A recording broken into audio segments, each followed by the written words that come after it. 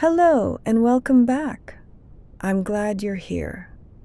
Tonight we're going to explore something extraordinary, something that exists all around us, yet remains forever beyond our reach. We're going to talk about the unobservable universe, not the cosmos you see in photographs from the Hubble telescope or the James Webb, not the stars outside your window, but the vast, infinite expanse that lies beyond the edge of everything we could ever hope to see. It's a strange thought, isn't it? That most of the universe, perhaps infinitely more than what we can observe, is hidden from us. Not because it's dark, not because we lack the technology, but because the very structure of space-time itself has placed it beyond the boundary of observation. These regions are filled with galaxies, stars, planets, maybe even civilizations. They exist right now, in this moment, as real as the room you're in, but we will never see them, never touch them with light or gravity or any signal. They are the universe's deepest secret, kept not out of malice, but simply because of how reality is structured. If you're new here, welcome. This channel is a place where we explore the cosmos together, gently, without rush. If you enjoy falling asleep to the wonders of the universe, consider subscribing. It helps more people find these quiet moments of contemplation. And if you're a returning friend, thank you for coming back. I hope you're comfortable wherever you are. Maybe you've had a long day. Maybe your mind is still turning over the details of your life, the conversations, the tasks, the small worries that accumulate like dust. That's okay. Let those thoughts settle. We're going somewhere far from all of that tonight, somewhere beyond the edge of sight, beyond time, beyond the reach of even the fastest light. Now let's begin. Imagine standing in the middle of an enormous sphere. You're at the very center, and in every direction you look, up, down, left, right, the walls of this sphere stretch away from you for 46.5 billion light years. That's the observable universe. It's not a physical structure, of course. There's no wall out there, no boundary made of matter or energy. It's simply the limit of what we can see, the furthest distance from which light has had time to reach us since the very beginning. And here's the beautiful part. This sphere is centered on you, wherever you are, whether you're lying in bed in a small apartment or resting under the stars on a quiet hillside. You are at the center of your own observable universe. Every person who has ever lived has occupied the center of their own cosmic bubble. Cleopatra, Galileo, your grandmother, you, each of you at the center of everything you could possibly see. It's a strangely democratic arrangement, isn't it? The universe doesn't play favorites. It gives everyone the same cosmic horizon, the same sphere of visibility, just shifted in space and time.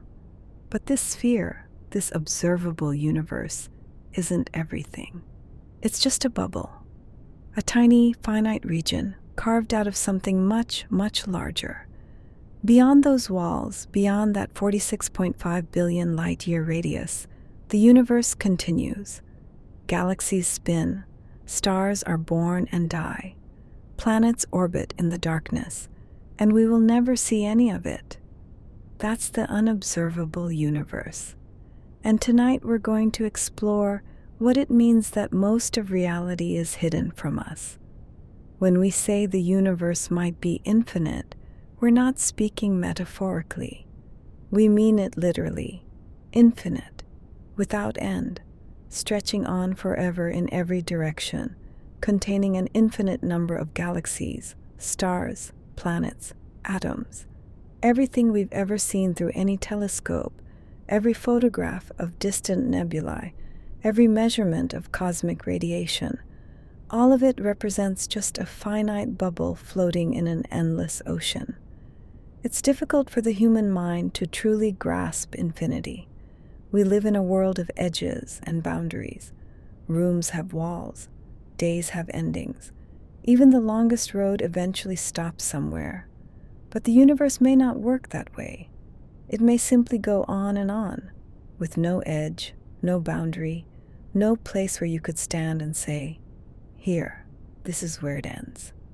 And if that's true, if the universe really is infinite, then everything we can observe, everything humanity has ever studied or wondered about, is infinitesimal, not just small, infinitely small, a single point in an endless expanse. Think about that for a moment.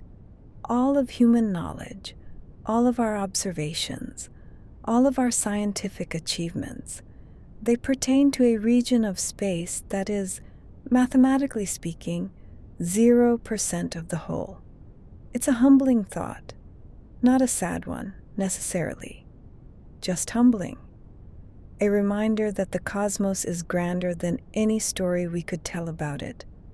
So what exactly is the unobservable universe? It's not a different universe. It's not an alternate dimension or a parallel reality.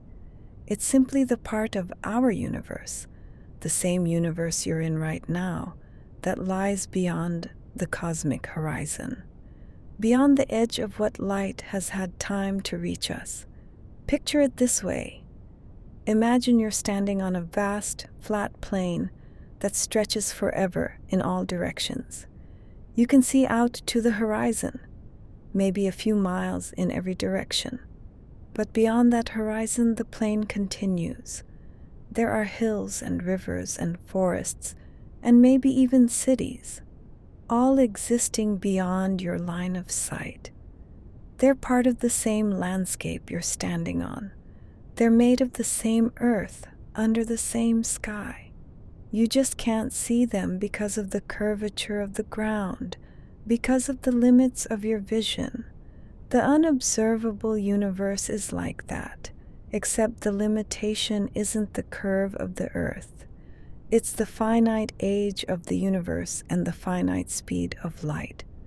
The universe is about 13.8 billion years old. That means light has only had 13.8 billion years to travel. And while that sounds like a long time, it's not infinite. So there are regions of space so far away that light from them simply hasn't had enough time to reach us yet. And because the universe is expanding, and expanding faster and faster, some of that light never will. These regions aren't empty. They're not dark voids. They're filled with galaxies and stars, with planets and moons, with all the same cosmic machinery we see around us. They're just elsewhere, forever elsewhere. Here's where it gets stranger. You might think, well, if we just wait long enough, eventually the light from those distant regions will reach us, right? Eventually we'll be able to see further and further. But no, that's not how it works, because the universe isn't just expanding, it's accelerating. Space itself is growing, and it's growing faster over time. And there are regions of space so far away that they're receding from us faster than light can travel through the expanding space between us. Not because they're moving through space faster than light, that would violate relativity, but because the space itself is stretching. Imagine an ant trying to walk across a rubber band while you're stretching that rubber band. If you stretch it slowly, the ant might make progress, but if you stretch it fast enough, the ant will never reach the other side, no matter how long it walks. It's not that the ant is slow, it's that the destination is moving away faster than the ant can approach it. Light from the unobservable universe is like that ant. It's traveling toward us at the speed of light, the fastest anything can go. But the space between us and those distant regions is expanding so quickly that the light is, in a sense, walking on a treadmill. It's moving, but it's not getting any closer. It will travel forever through the darkness of space, always rushing toward us and never, ever arriving. It's enough to make you feel a strange kind of loneliness, isn't it? To know that there are places in the universe that are unreachable, not because they're far, but because the universe itself is pulling them away. There's no edge to the universe, no wall where things stop existing. The transition from observable to unobservable is seamless, invisible. If you could somehow travel to the edge of our observable universe, 46.5 billion light years away, you wouldn't find a barrier or a sign that says end of observable region. You'd just see more space, more galaxies, more stars. The universe would look more or less the same as it does here. The boundary is informational, not physical. It's the place where, from our perspective, information stops arriving. It's a horizon of knowledge, not of existence. And that's an important distinction. The unobservable universe isn't unreal. It's just unknowable to us. It exists with the same certainty as the chair you're sitting in, the air you're breathing. We simply can't receive any signals from it. Think of it like this. Right now, there are conversations happening in languages you don't speak, in countries you've never visited. Those conversations are real. The people speaking them are real. But you can't hear them. You can't know what they're saying. They're outside the boundary of your information. The unobservable universe is like that, but on a cosmic scale. Real, but forever beyond your ability to know. And in a way, that's freeing. It means the universe is larger and stranger than we could ever fully document. There will always be mystery, always something beyond, always more.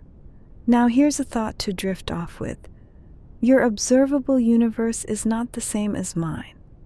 Not exactly. If you're reading this from New York and I'm somewhere in Tokyo, our observable universes are almost identical, shifted by only a few thousand miles. But if there's an alien on a planet orbiting a star in the Andromeda galaxy, their observable universe is different. They're at the center of their own cosmic bubble, and they can see things we can't, and we can see things they can't. And if there's a civilization in a galaxy 10 billion light years away, far beyond our reach, then their observable universe might barely overlap with ours at all. They might look out at the cosmos and see an entirely different set of galaxies, a different arrangement of stars. To them, we might be in the unobservable universe. We might be the ones who are forever hidden, forever beyond their cosmic horizon. It's a strange kind of cosmic relativism. There's no true view of the universe, no privileged perspective from which you can see everything. Everyone gets their own bubble, their own horizon, their own slice of reality. And none of those slices is more real or more true than any other. In a way, it's beautiful.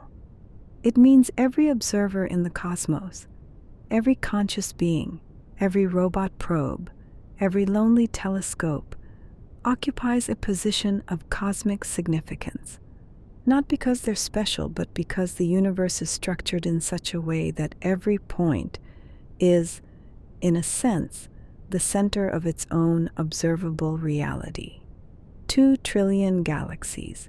Try to picture that, each one containing hundreds of billions of stars, each star potentially hosting planets, each planet a world unto itself, with its own geology, its own weather, maybe even its own life. 2 trillion galaxies swirling through the darkness, each one a vast city of stars. And that's just what we can see.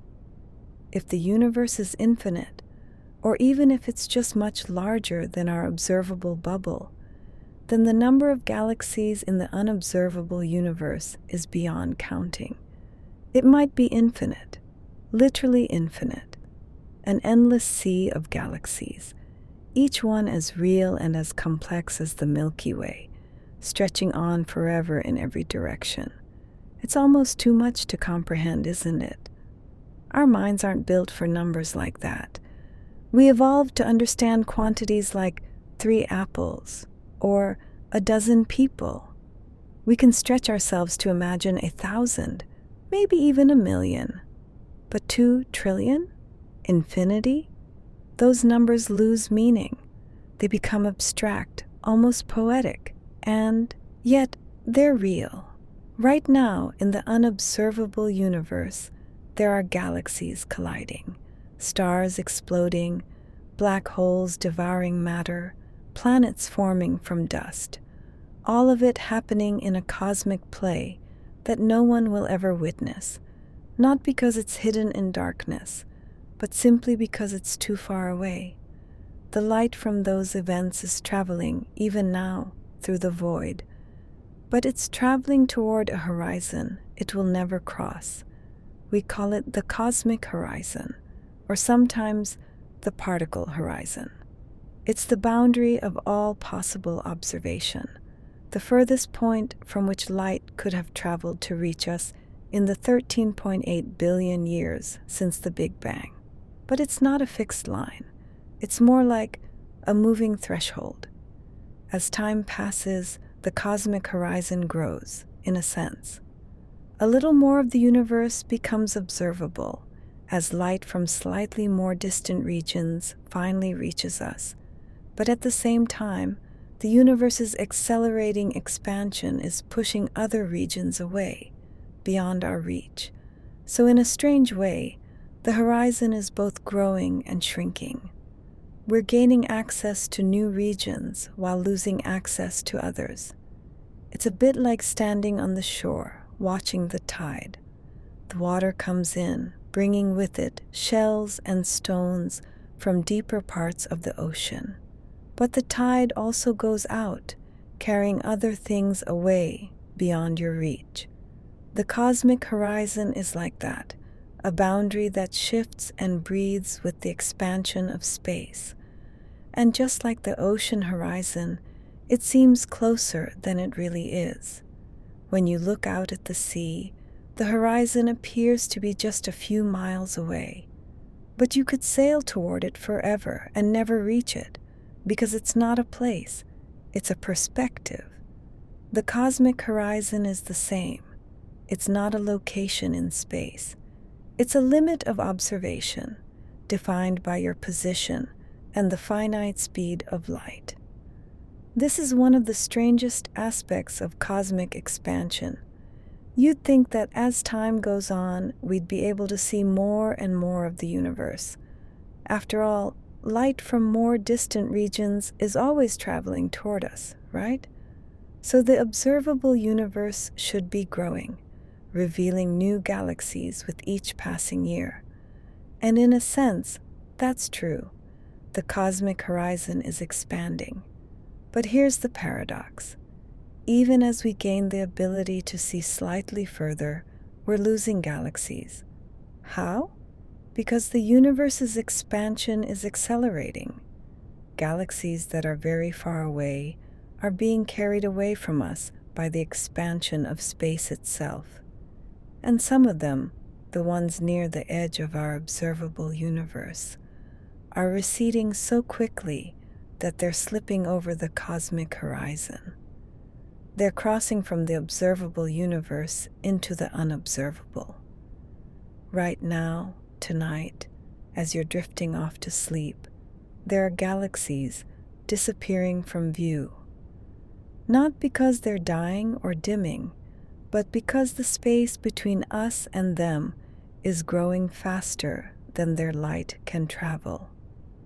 They're fading from our cosmic ledger one by one, like stars going out at dawn.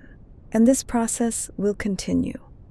In the far future, trillions of years from now, most of the galaxies we can see today will be gone, lost beyond the horizon. Future astronomers will look out at a much emptier sky, seeing only the galaxies in our local cluster, all bound together by gravity. The rest of the universe will have vanished, slipped away into the unobservable, as if it never existed at all. So here's the cosmic accounting. The observable universe is growing, but the unobservable universe is growing faster. Every second, a little more of reality slips beyond our reach. Regions of space that were once observable, or that might have become observable if we waited, are instead being pulled away, receding into the unobservable realm. It's a race we're losing, not because we're slow, but because the expansion of space is relentless.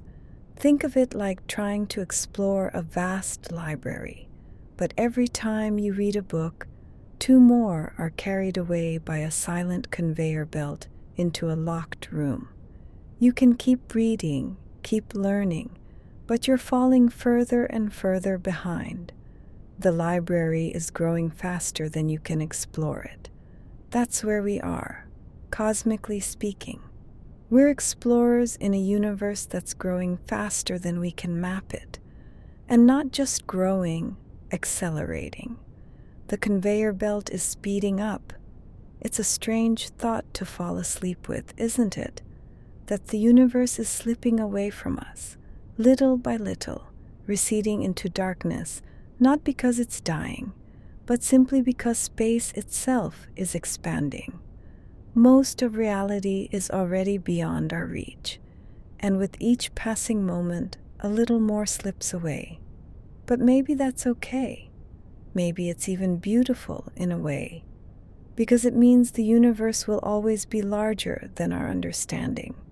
There will always be mystery, always something beyond, always more. It's remarkable to think that less than a century ago, we didn't know any of this. In the 1920s, most astronomers still thought the Milky Way was the entire universe.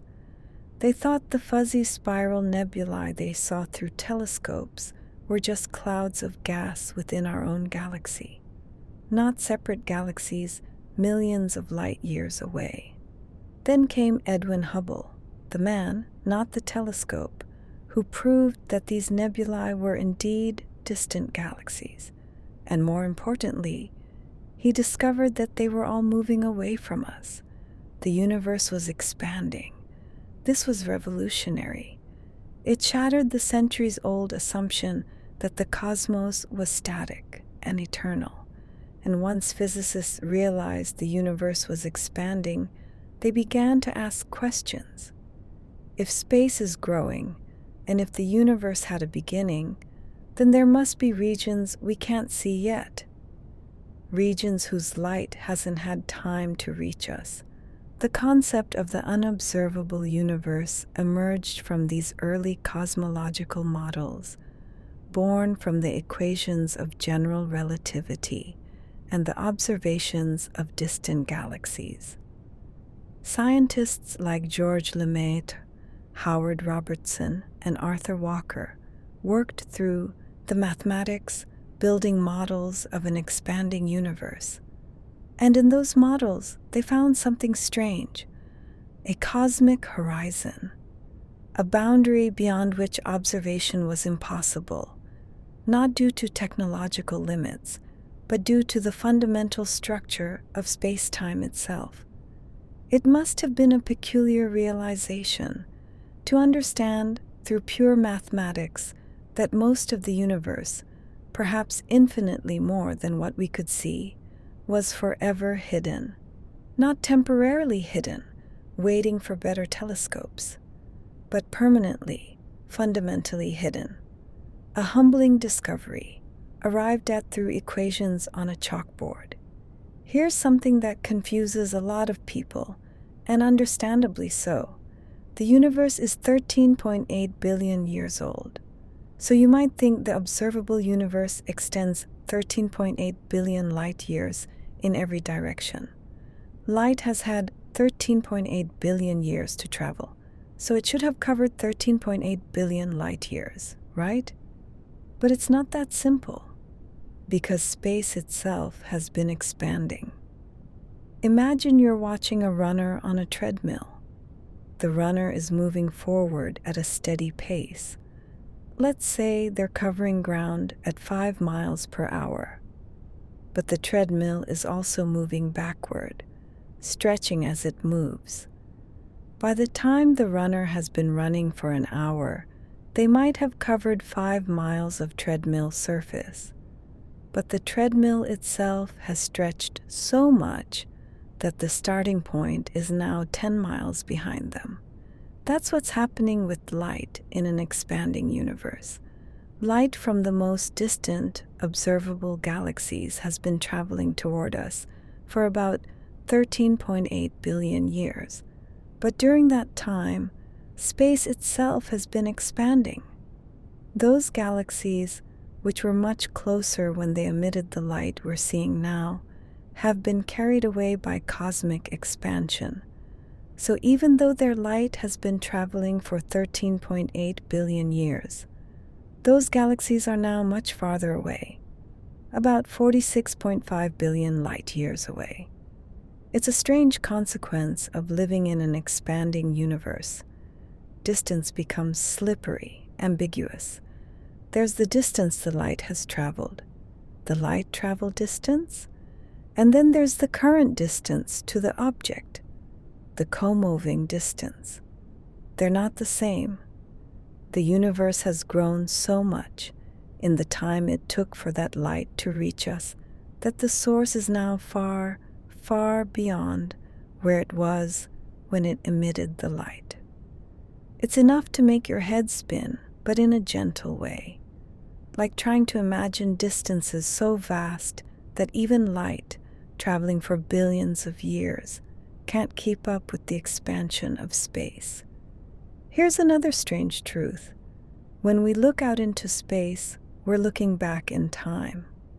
The light from distant galaxies has taken billions of years to reach us. So we're seeing those galaxies as they were billions of years ago, not as they are now. The most distant galaxies we observe, the ones right at the edge of our cosmic horizon, appear to us as they were when the universe was very young. We see them as infant galaxies, still forming their first stars, still organizing themselves out of the primordial gas left over from the Big Bang. But those galaxies exist right now, in the present moment, somewhere far beyond our reach. They've aged, they've evolved. They might be large spiral galaxies now, mature and settled, filled with billions of stars and perhaps even life. But we'll never see them as they are now. We only see them as they were, and the further we look, the further back we see. At the very edge of our observable universe, we see light that was emitted when the universe was only about 380,000 years old, the cosmic microwave background radiation. Before that, the universe was opaque. Light couldn't travel freely. So that's as far back as we can see, even in principle. But those regions, the ones that emitted the CMB, still exist. They're out there somewhere, now 46.5 billion light years away, evolved into galaxies and stars and planets. But we'll never observe them as they are. We only see them as they were, frozen in time at the moment they released that ancient light. It's a bit like looking at old photographs of your grandparents when they were young. The photograph shows them as they were decades ago, but they've lived entire lives since then. The universe is the same way. We're surrounded by photographs, images of galaxies as they were, but the current reality of those galaxies is hidden from us. beyond our cosmic horizon. Sometimes people ask, how do we know the unobservable universe exists if we can't see it? It's a fair question. After all, science is supposed to be based on observation, on evidence. So how can we be confident about something we'll never observe? The answer is mathematics. The same equations that describe the observable universe. The ones that predict the orbits of planets, the bending of light around black holes, the expansion of space. Those equations also describe the unobservable universe. General relativity doesn't stop working at the cosmic horizon. The laws of physics don't turn off just because we can't see something. When we solve Einstein's field equations for a universe that's expanding and has a finite age, the math tells us there must be regions beyond our observable horizon. Not maybe, not probably, must. It's a direct consequence of the geometry of space-time in an expanding universe. It's a bit like knowing that the Earth is round, even if you've only ever seen a small patch of it. You don't have to sail around the entire globe to know that it curves. You can infer it from shadows, from the way ships disappear over the horizon, from the mathematics of geometry. The unobservable universe is the same. We infer its existence from the mathematics of cosmology, from the structure of space-time itself. And there's something profound about that, about knowing something through pure thought, through equations and logic that we'll never be able to confirm through direct observation. It's a reminder that science isn't just about seeing. It's about understanding, about building models that explain what we see, and then following those models to their logical conclusions, even when those conclusions lead us beyond the edge of observation. We've touched on this already, but it's worth dwelling on for a moment, because it's one of the most beautiful and humbling truths in cosmology. You are at the center of the observable universe, not metaphorically, literally. From your perspective, the cosmos extends equally in all directions, with you at the exact center. Every galaxy, every star, every photon of the cosmic microwave background, it's all arranged around you, but so is everyone else.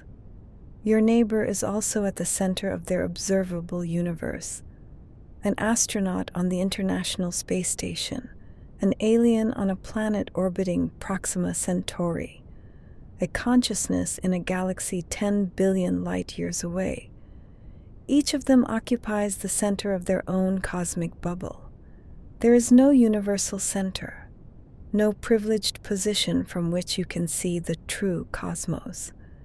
The universe is structured such that every observer is, from their own perspective, at the center of everything. It's a bit like standing in a forest. Everywhere you stand, you're surrounded by trees in all directions. You might feel like you're in the center of the forest, but so does everyone else standing anywhere in the forest. The center is everywhere and nowhere. And this isn't just a quirk of perspective. It's a fundamental feature of the universe's geometry. Space itself is structured this way, uniform and isotropic on large scales, with no special points or preferred directions. What does that mean for the unobservable universe? It means that from any point in the unobservable universe, from any galaxy or star or planet beyond our horizon, an observer there would see themselves at the center of their own observable bubble. They'd see galaxies extending equally in all directions. And we might be in their unobservable universe, just as they are in ours. It's a strangely egalitarian cosmos.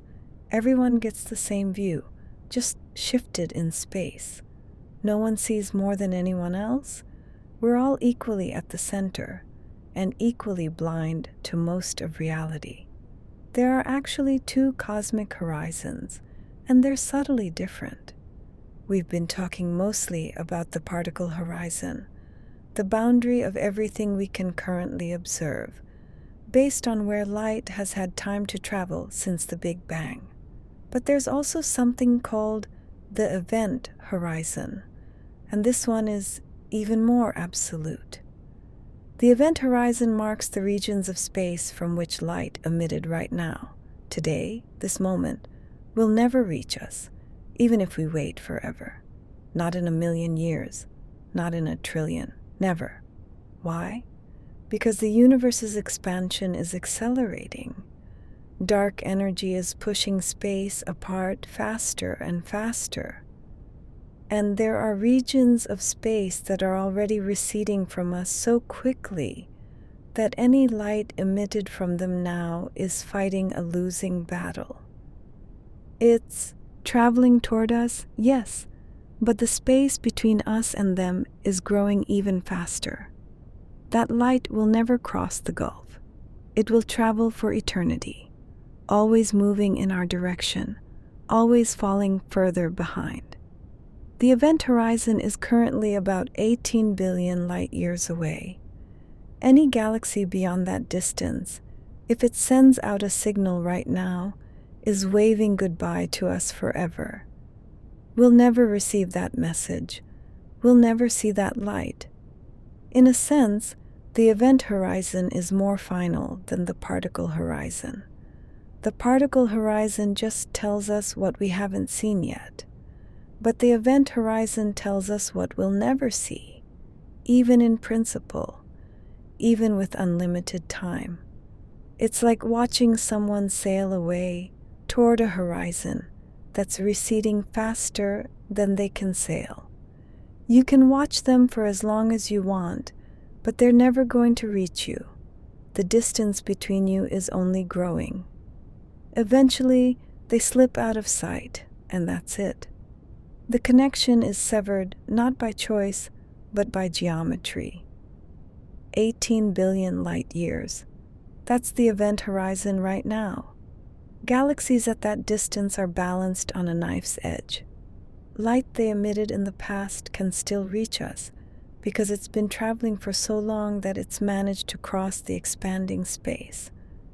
But light they emit today? That light is doomed. It will never arrive. Think about that for a moment. There are galaxies out there, real places, with billions of stars, maybe trillions of planets, that are, as of this moment, saying a permanent goodbye to us.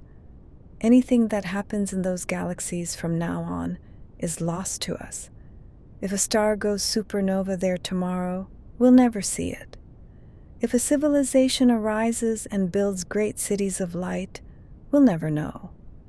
The cosmic event horizon has severed the connection. And the strange thing is, this is happening right now.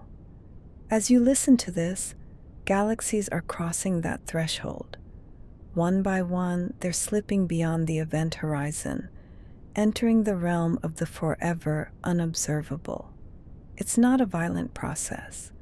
There's no flash of light, no cosmic alarm bell. It's silent, gradual, almost gentle.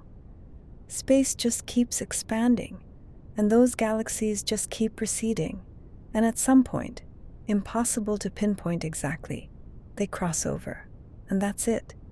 In the far future, if humanity or some other civilization lasts long enough, astronomers will notice that the universe seems to be emptying out. Fewer and fewer galaxies will be visible. The cosmos will grow darker, quieter, lonelier, not because galaxies are dying, but because they're slipping away, one by one, into the unobservable realm. It's a melancholy thought, in a way, but also strangely peaceful, like watching the tide go out, knowing it's part of the natural rhythm of the cosmos. The cosmic microwave background, the CMB, is the oldest light in the universe. It's the afterglow of the Big Bang, released when the universe was only 380,000 years old. Before that moment, the universe was too hot and dense for light to travel freely. Photons would scatter off electrons constantly, like trying to see through a thick fog. But when the universe cooled enough for atoms to form, light was suddenly free to travel. And it's been traveling ever since. That light, the CMB, is all around us right now. It's a faint microwave glow, invisible to our eyes, but detectable with the right instruments. And it's the furthest back we can see. It's our cosmic horizon in time. Beyond the CMB, the universe is opaque. We can't see through it, no matter how powerful our telescopes become. Not because there's nothing there, but because the universe itself was opaque before atoms formed. Light couldn't travel, so that's as far as we can observe, even in principle. But the regions that emitted the CMB, those exist. They're out there somewhere, now about 46.5 billion light years away. They've evolved into galaxies and stars, maybe planets, maybe life, but we'll never see them as they are now. We only see them as they were, frozen in that ancient moment when the universe first became transparent. It's a bit like looking at the surface of the sun. You can see the surface, the photosphere, but you can't see inside. Not because there's nothing inside. There's a core where fusion is happening, where energy is being created, but because the interior is opaque to light. The CMB is like that. It's the surface of the early universe, beyond which we cannot see. And yet, we know the universe continues beyond it. Space doesn't end at the CMB. The unobservable universe extends far, far beyond that ancient glow, filled with structures we'll never observe. When the cosmic microwave background was emitted, when the universe first became transparent, it came from regions that were much closer to us. The universe was smaller then, denser. The light we see from the CMB was emitted from points that were perhaps only 42 million light years away at the time. But that was 13.8 billion years ago, and in the time since then, the universe has expanded enormously. Those regions, the ones that emitted the CMB we observe today, have been carried away by cosmic expansion. They're now about 46 billion light years away, at the very edge of our observable universe. It's a strange thing to contemplate. The light we see has been traveling for 13.8 billion years. But the place it came from is now 3 times further away than when it started. It's like watching a recording of someone walking toward you, only to find out they've actually been walking away the whole time, and they're now much further than when the recording started. And those regions, the surface of last scattering, they still exist. They're galaxies now, mature, evolved galaxies, perhaps filled with stars and planets, and who knows what else. But we'll never see them as they are. We only see them as they were, in that ancient moment when they released the light we call the cosmic microwave background. And beyond them, beyond that, 46 billion light-year distance, that's the unobservable universe, regions that exist right now, evolving and changing, but forever beyond our ability to observe. Let's take a journey into the deep future, trillions of years from now. The sun has long since died. The Milky Way has merged with Andromeda, forming a large elliptical galaxy. Stars are still being born, though more slowly now, as gas runs out. And if there are astronomers then, perhaps intelligent machines, perhaps evolved descendants of humanity, they'll look out at the sky and see almost nothing, because by then most galaxies will have disappeared, not destroyed, not dead, just gone, slipped beyond the cosmic event horizon, carried away by the accelerating expansion of space. Future astronomers will see only the galaxies in our local group, the ones bound to us by gravity, close enough that expansion can't pull them away. A few dozen galaxies, maybe. That's all. The rest of the universe will be dark, silent. The cosmic microwave background will have cooled and redshifted into invisibility. There will be no distant galaxies to study, no quasars, no supernovae in far-off regions, just the local neighborhood, floating in an apparently empty cosmos. And here's the strange part. If those future astronomers didn't have records from our era, they might conclude that the universe is small, just a few dozen galaxies. They might think that's all there is.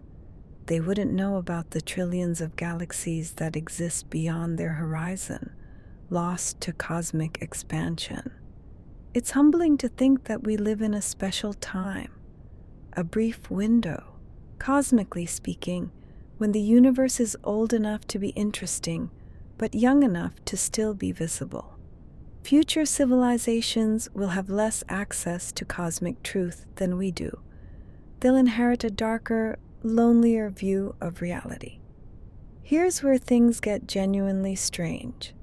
If the universe is infinite, and there's good reason to think it might be, then something remarkable follows from mathematics and probability.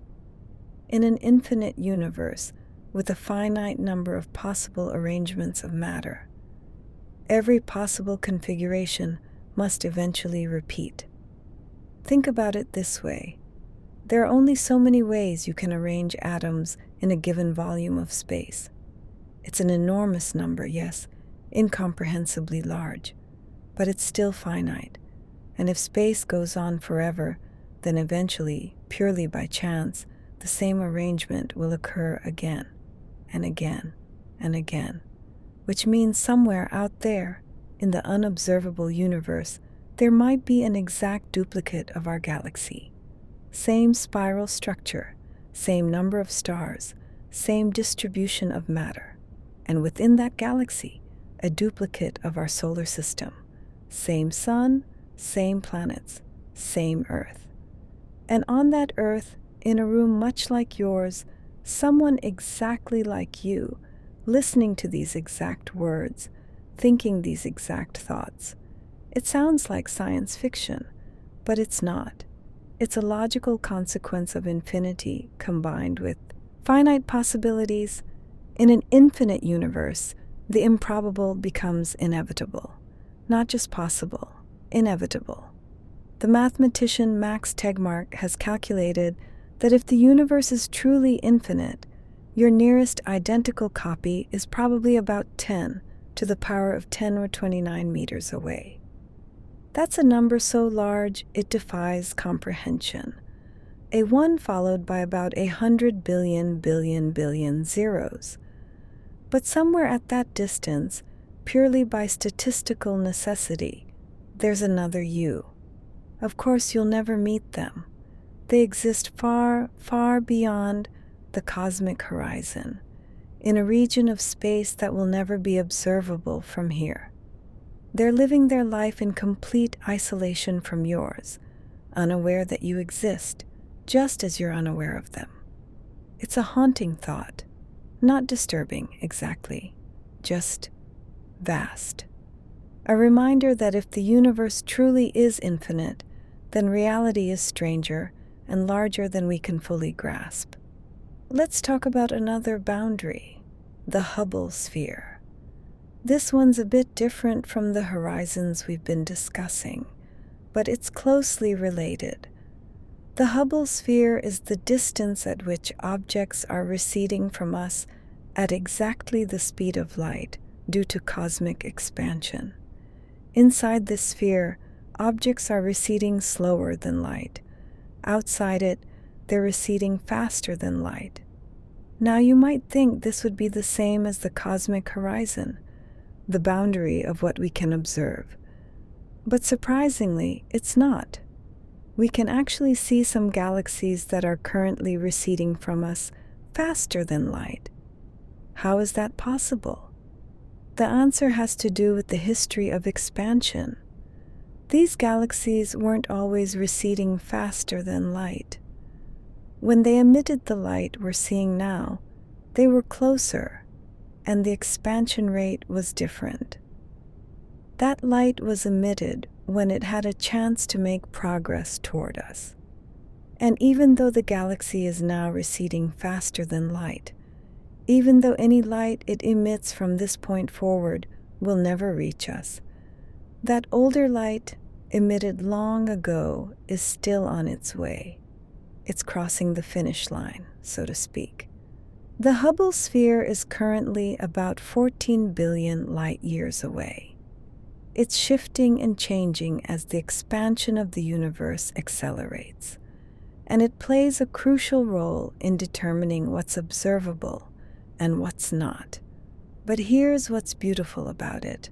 The universe doesn't care about these boundaries. These horizons and spheres are artifacts of observation, of information theory. The universe itself is seamless. It doesn't end at the Hubble sphere or the cosmic horizon. Space just continues.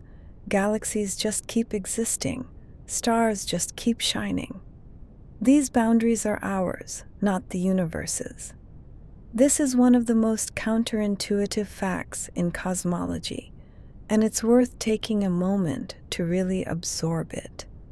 Space itself is expanding faster than light can travel through it, not just at the very edge of the universe, but in many regions we can still observe. And yet, this doesn't violate Einstein's theory of relativity. How? Because relativity says that nothing can move through space faster than light, but it says nothing about space itself expanding. Space isn't a thing moving through some background medium. Space is the medium, and it can stretch and grow at any rate it wants. Imagine you're drawing dots on a balloon and then inflating it. The dots aren't moving across the surface of the balloon. They're staying put in their local patches of rubber. But the rubber itself is stretching, and that stretching can carry the dots apart as fast as you inflate the balloon. There's no speed limit on the inflation. That's what's happening with cosmic expansion. Galaxies aren't flying through space away from us. They're essentially at rest in their local patches of space. But the space between us and them is growing, and in distant regions, it's growing faster than light could travel across it. This means that there are galaxies we can still see, whose light has reached us, that are currently receding from us at 2, 3, even more than 3 times the speed of light.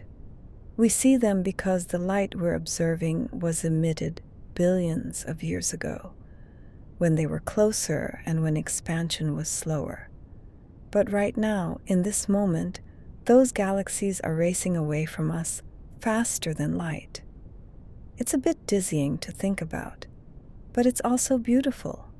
It shows how the universe operates on principles that go beyond our everyday intuition, beyond the rules we learned from moving objects around in ordinary space. More than 3 times. Let that sink in. There are galaxies out there whose current recession velocity, the speed at which space between us and them is growing, exceeds 900,000 kilometers per second. That's 3 times the speed of light. And yet, we can still observe some of them. Not because they're slowing down, they're not. But because we're seeing light they emitted billions of years ago, when they were much closer, when the expansion rate was slower, when that light had a fighting chance to cross the growing gulf of space. The most distant galaxies we've observed, the ones right at the edge of our cosmic horizon, are receding from us at several times the speed of light right now. In the time it takes you to listen to this sentence, they've moved millions of kilometers further away. And here's the strange part. If you could somehow teleport to one of those galaxies, impossible, but imagine it, and looked back toward the Milky Way, you'd see us receding from you at the same tremendous speed. Because cosmic expansion is symmetric, everyone sees everyone else moving away. It's not like there's a center to the expansion, some point from which everything is fleeing. The expansion is happening everywhere at once. Every region of space is growing, stretching, carrying distant objects away from each other. And the further away something is, the faster it recedes. Double the distance, double the recession velocity. It's called Hubble's law, a simple, linear relationship that governs the large-scale behavior of the cosmos. But when distances get large enough, when you multiply that Hubble constant by billions and billions of light years, you get recession velocities that exceed the speed of light. Not because anything is moving faster than light through space, but because space itself is expanding at rates that overwhelm light's ability to cross it. The cosmic horizon is dynamic. It's not a fixed boundary. Every second that passes, light from slightly more distant regions reaches us for the first time. The observable universe grows, the horizon expands. But, and this is the crucial part, it's not expanding fast enough, because the universe's expansion is accelerating. Dark energy, that mysterious force we still don't fully understand, is pushing space apart faster and faster over time. And this acceleration means that even though our cosmic horizon is growing, even though we're technically able to see a bit further, with each passing moment, we're still losing the race. More regions are slipping beyond the event horizon, the boundary of what we'll ever be able to see, then are becoming newly observable.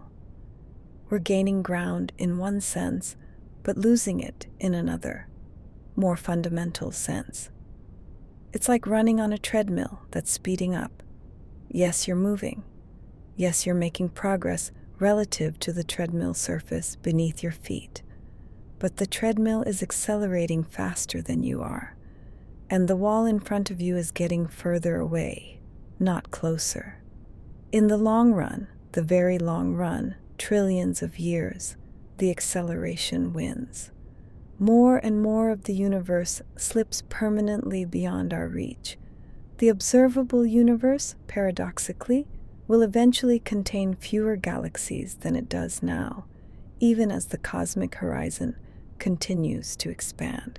It's a race we're losing in slow motion, so slow that it doesn't matter on human timescales, or even on the timescales of stars. But over the deep time of cosmology, over the eons, the universe is slowly disappearing from view. Look at a photograph of a distant galaxy cluster, maybe the Coma cluster or the Virgo cluster. Hundreds of galaxies, each one a vast city of stars. They're observable now. We can study them, photograph them, measure their properties. But some of those galaxies are already doomed to fade from view, not because they're dying or dimming, because they're receding. And within the next few billion years, perhaps tens of billions, they'll cross the event horizon. Any light they emit from that point forward will never reach us. They'll fade gradually, red shifting into the infrared, then into radio waves, then into nothing. Not because they've stopped emitting light, but because that light can no longer cross the expanding space between us. We're watching a slow cosmic sunset. Galaxies are gradually slipping away, one by one, into the darkness beyond the horizon. Not all galaxies, the ones in our local group, bound to us by gravity, will remain visible, but most, the vast majority. Astronomers alive today are privileged in a way. We live in an era when the universe is still visible, when we can still see the cosmic web stretching across billions of light years, when we can still observe the echoes of the Big Bang in the cosmic microwave background. Future astronomers, trillions of years from now, won't have that privilege. They'll inherit a darker, emptier sky. And if they don't have records from our era, they might never know what they're missing. They might think the universe has always been this way, small, local, quiet. It's both sad and beautiful, sad that so much will be lost, beautiful that we're here now, in this brief cosmic moment when we can still see. This is important to remember. The unobservable universe isn't some exotic realm where the rules are different, where gravity works backwards or light travels at different speeds. It's governed by the same laws of physics as the space around us. Electrons behave the same way there. Photons travel at the same speed. Stars fuse hydrogen into helium through the same nuclear processes. Black holes warp space-time according to the same equations. Everything we know about physics applies equally in the unobservable universe. How do we know this? Because the laws of physics don't have special exceptions written into them for regions beyond the cosmic horizon. General relativity describes how space-time curves in response to mass and energy. It doesn't stop working at the edge of our observable bubble. Quantum mechanics governs the behavior of particles and fields. It doesn't have a clause that says only valid within 46.5 billion light years of Earth. The laws of physics are universal. That's one of the foundational assumptions of science, and it's been tested extensively within our observable universe. We see the same physics at work in galaxies billions of light years away, as we do in laboratories on Earth. The same spectral lines from hydrogen, the same values for fundamental constants, the same gravitational behavior.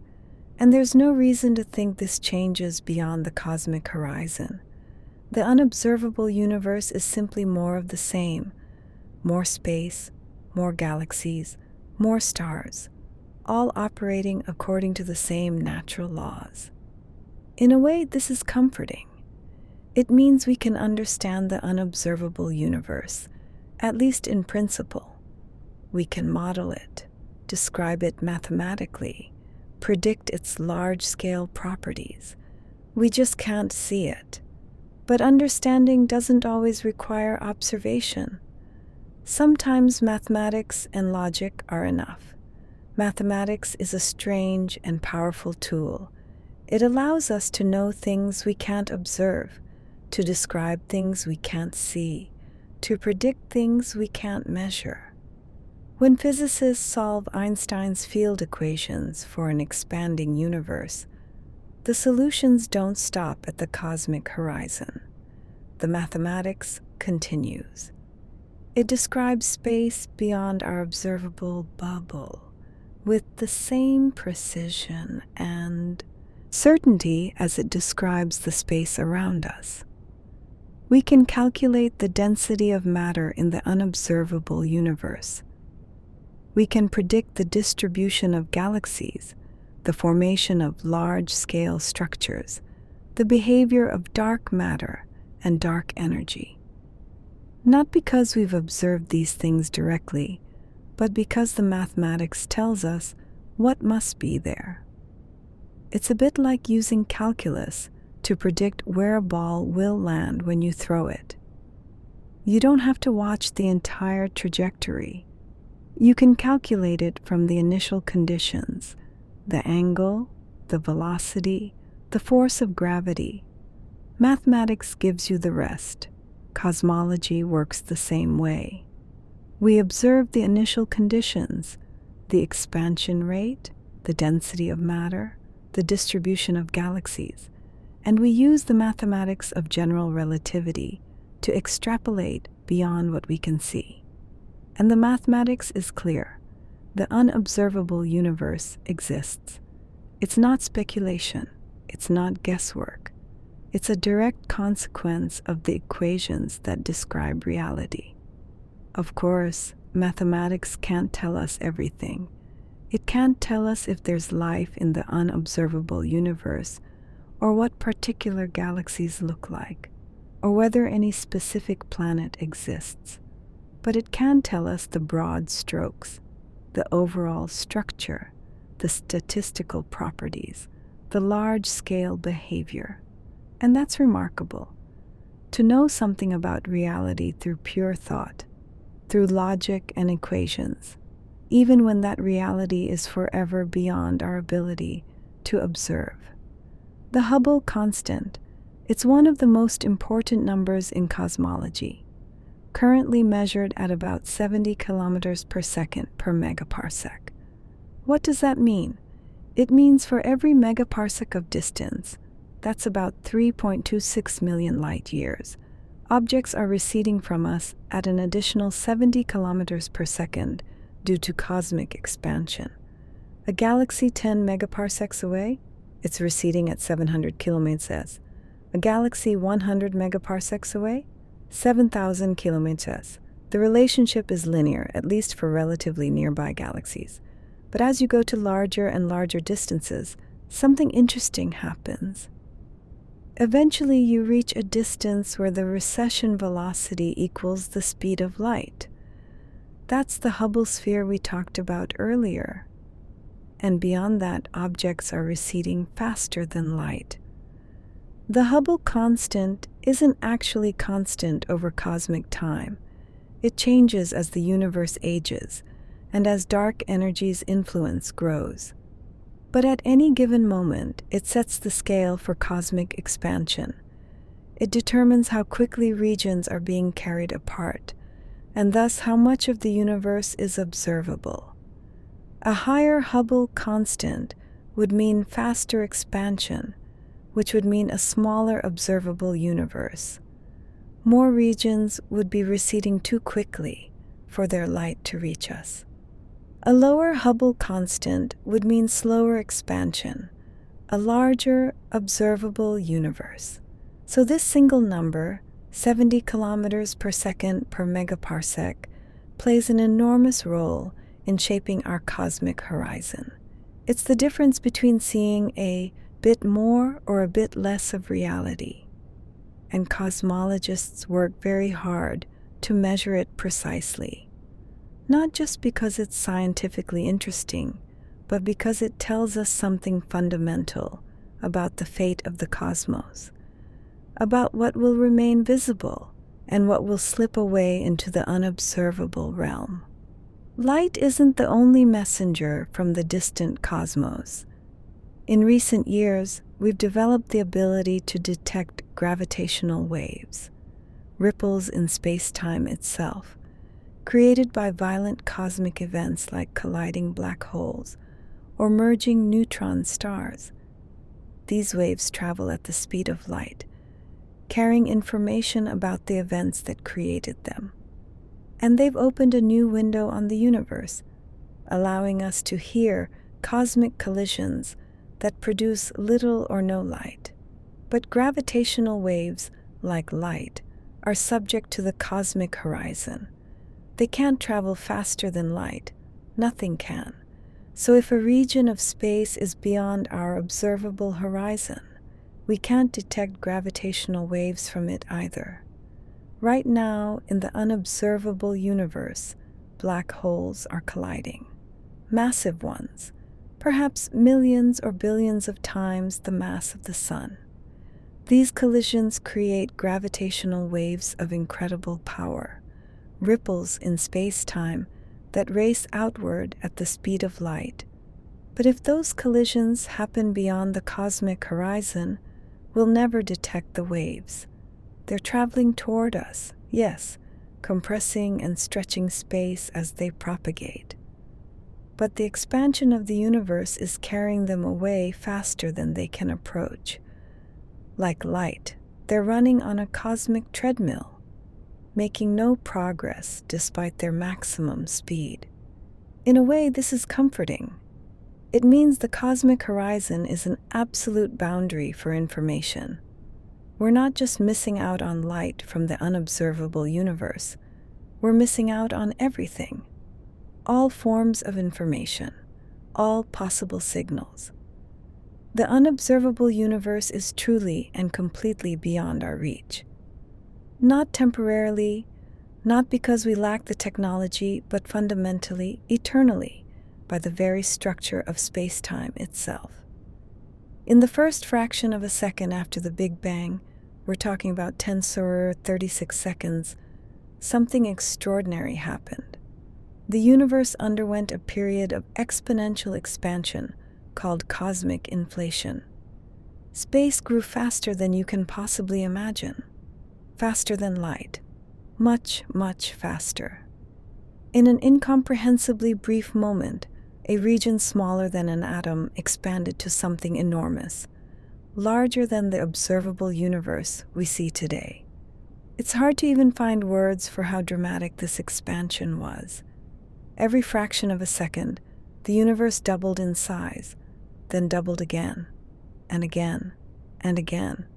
And this created the first unobservable regions, because inflation was so rapid, so violent, it carried distant parts of the early universe away from each other faster than light could travel between them. Regions that had been in contact, that had been close enough to exchange information, were suddenly separated by vast, unbridgeable distances. This is actually one of inflation's great achievements. It explains why the universe looks so uniform in all directions. Before inflation, the entire observable universe was compressed into a tiny space where everything could interact, where temperatures and densities could equalize. Then inflation stretched it out, preserving that uniformity across vast distances. But inflation didn't just expand our observable universe. It created far more space beyond our horizon than within it. Most of the universe became unobservable in that first fraction of a second, carried beyond reach by the exponential growth of space. It's strange to think that the unobservable universe was born at the same moment as the observable one, that they're the same age, came from the same initial conditions, but were separated by inflation into forever isolated regions. Two children of the same parent, split apart at birth, never to meet. Everything you can see, every star, every galaxy, every photon of the cosmic microwave background, all of it came from a region of space smaller than a single atom. Not the atoms inside it, the space itself. Before inflation, the patch of universe that would eventually become our entire observable cosmos was incomprehensibly tiny. Smaller than a proton, smaller than a quark, perhaps as small as the Planck length, the smallest meaningful distance in physics, about 10^35 meters. Then inflation happened, and that tiny patch expanded by a factor of at least 10^26. That's a 1 followed by 26 zeros. It grew from subatomic to cosmic in a fraction of a second. Think about what that means. The entire observable universe, 46.5 billion light-years in radius, containing 2 trillion galaxies, each with billions of stars. All of it was once compressed into a space far smaller than anything you've ever seen, smaller than anything you could see even in principle. And this isn't speculation. This is our best scientific explanation for why the universe looks the way it does. Inflation explains the uniformity of the cosmic microwave background. It explains the flatness of space. It explains the absence of magnetic monopoles and other exotic relics from the early universe. But it also means that our observable universe is just one patch among countless others. Inflation didn't just expand one tiny region, it expanded everything. And most of those regions are now forever beyond our cosmic horizon, separated from us by the same inflation that created them. We're living in one bubble of space that happened to be causally connected before inflation tore it apart from the rest. One tiny patch that became everything we can ever see. Let's try to comprehend these timescales. 10 to 36 seconds. That's 0. Wrote sound 1 seconds. A decimal point followed by 35 zeros and then a 1. Inflation began at this unimaginably early moment and lasted until about 10 32 seconds. So the entire inflationary epoch, the period that created most of the universe, that expanded space by at least a factor of 10^26, lasted about 10^32 seconds. That's still only a decimal point followed by 31 zeros. In human terms, these numbers are meaningless. We simply don't have intuition for such brief intervals. The blink of an eye takes about 100,000 microseconds, 100 milliseconds. The time it takes light to cross an atom is about 10^19 seconds. Inflation happened on time scales trillions of times shorter than even that. And yet, in that inconceivably brief moment, the fundamental structure of the cosmos was determined. The size of the observable universe, the distribution of matter and energy, the seeds that would grow into galaxies billions of years later, all of it traces back to quantum fluctuations during inflation, frozen into the fabric of space by the exponential expansion. After inflation ended, the universe continued expanding, but much more sedately. The violent exponential growth gave way to the more gradual expansion we observe today. But the damage, so to speak, was done. Most of the universe was already beyond the cosmic horizon, unreachable, unobservable. In a sense, inflation created the unobservable universe in less time than it takes for anything to happen in the world of human experience. The cosmic dice were rolled and settled before the universe was even a trillionth of a second old. Here's a puzzle that bothered cosmologists for years. Why does the universe look the same in all directions? When we measure the cosmic microwave background, we find that its temperature is almost perfectly uniform. No matter which direction you look, it's the same, about 2.725 Kelvin, to within 1 part in 100,000. That's remarkable uniformity. But here's the problem.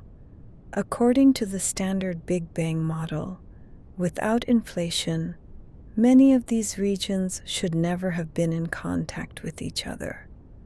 They're separated by distances so vast that light hasn't had time to travel between them, even in the entire age of the universe. So how did they know to have the same temperature? It's called the horizon problem. If two regions have never been able to exchange information, if they've never been causally connected, why do they look identical? Inflation solves this beautifully. Before inflation, the entire observable universe was compressed into a tiny region, small enough that everything could interact, that temperatures could equalize. Then inflation happened, stretching this uniform patch to enormous size, carrying distant parts beyond each other's cosmic horizons. So the uniformity we see isn't mysterious, it's a memory. These regions look the same because they were in contact before inflation separated them. They had time to reach thermal equilibrium when they were close together, before being ripped apart by exponential expansion. It's one of inflation's great triumphs. It turned a puzzling coincidence into an expected consequence of the theory, and it suggests that the unobservable universe, having come from the same initial conditions, probably looks quite similar to what we observe, at least on the largest scales. If you scattered galaxies randomly through space, you'd expect to see clustering and voids, sure, but also significant large-scale variation. Some regions would be denser, some sparser, with no particular pattern, but that's not what we see. The universe, on the largest scales, is remarkably uniform, homogeneous in the language of cosmology. Every sufficiently large volume contains roughly the same amount of matter, the same density of galaxies, the same cosmic ingredients, and inflation explains why. By stretching quantum fluctuations to cosmic scales, inflation created a universe where the large-scale structure is smooth, with only small variations, the seeds of galaxies and clusters superimposed on top of that smoothness. This homogeneity almost certainly extends into the unobservable universe. The same process that created our observable patch created countless others, all from the same initial conditions, all governed by the same physics. So while we can't see those regions, we have good reason to think they look statistically similar to ours. Of course, on smaller scales, there's variety. Different galaxies, different stars, different planets. The details vary enormously. But zoom out far enough, look at large enough volumes, and the universe becomes smooth. A cosmic foam with structure on small scales, but uniformity on large ones. This is actually a profound statement about the unobservable universe. It means that infinity, if the universe is infinite, doesn't imply infinite variety, at least not on large scales.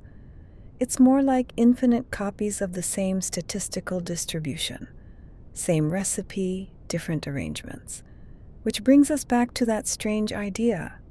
In an infinite universe, everything that can happen will happen, including exact duplicates of any given region, including you. In 1998, astronomers made a startling discovery. They were studying distant supernovae, stellar explosions that can be used as cosmic distance markers, and they found something unexpected. The universe's expansion wasn't slowing down as everyone had assumed. It was speeding up. This was shocking. Gravity should cause expansion to decelerate over time, pulling things back together.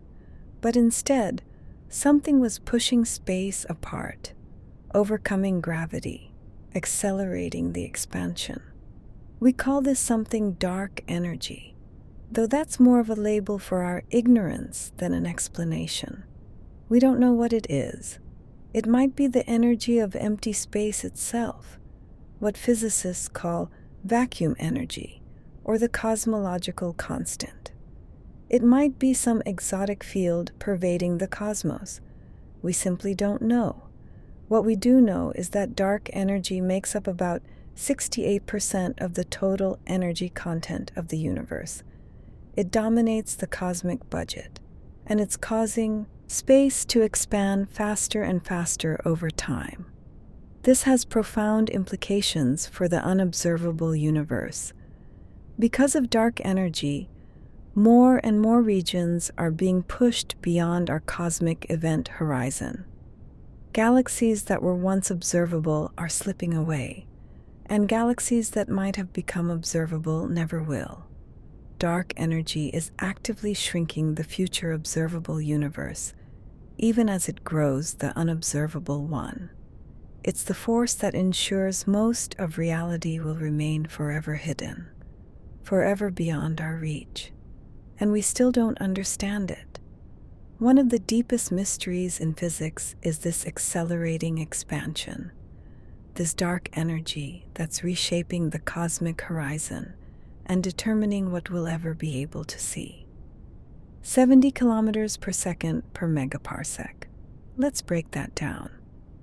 A megaparsec is about 3.26 million light years, roughly the distance to the Andromeda galaxy. So for every 3.26 million light years of distance, the recession velocity increases by 70 kilometers per second. A galaxy 3.26 million light years away recedes at 70 kilometers. A galaxy 6.52 million light years away recedes at 140 kilometers, and so on. This number, the Hubble constant, sets the scale for cosmic expansion. It determines how fast the universe is growing right now in this cosmic epoch. And it plays a crucial role in defining what's observable. At a distance of about 4,200 megaparsecs, about 13.7 billion light years, the recession velocity equals the speed of light. That's the Hubble sphere. Beyond it, galaxies recede faster than light, and at about 5,500 megaparsecs, about 18 billion light years, you reach the cosmic event horizon. Beyond that, light emitted today will never reach us, no matter how long we wait. These boundaries, these horizons, are all determined by the Hubble constant and how it changes over time. A slightly different value would shift these boundaries, changing what's observable and what's not. Interestingly, there's currently some tension in cosmology about the exact value of the Hubble constant. Different measurement methods give slightly different answers, around 67 versus 73 kilometers MPC. This Hubble tension is one of the most important unsolved problems in cosmology. Resolving it might require new physics, or it might just require better measurements. Either way, it reminds us that even fundamental parameters like the expansion rate aren't perfectly known. The universe still holds mysteries, even about things as basic as how fast it's growing. Let's imagine the far future again. Billions, trillions of years from now.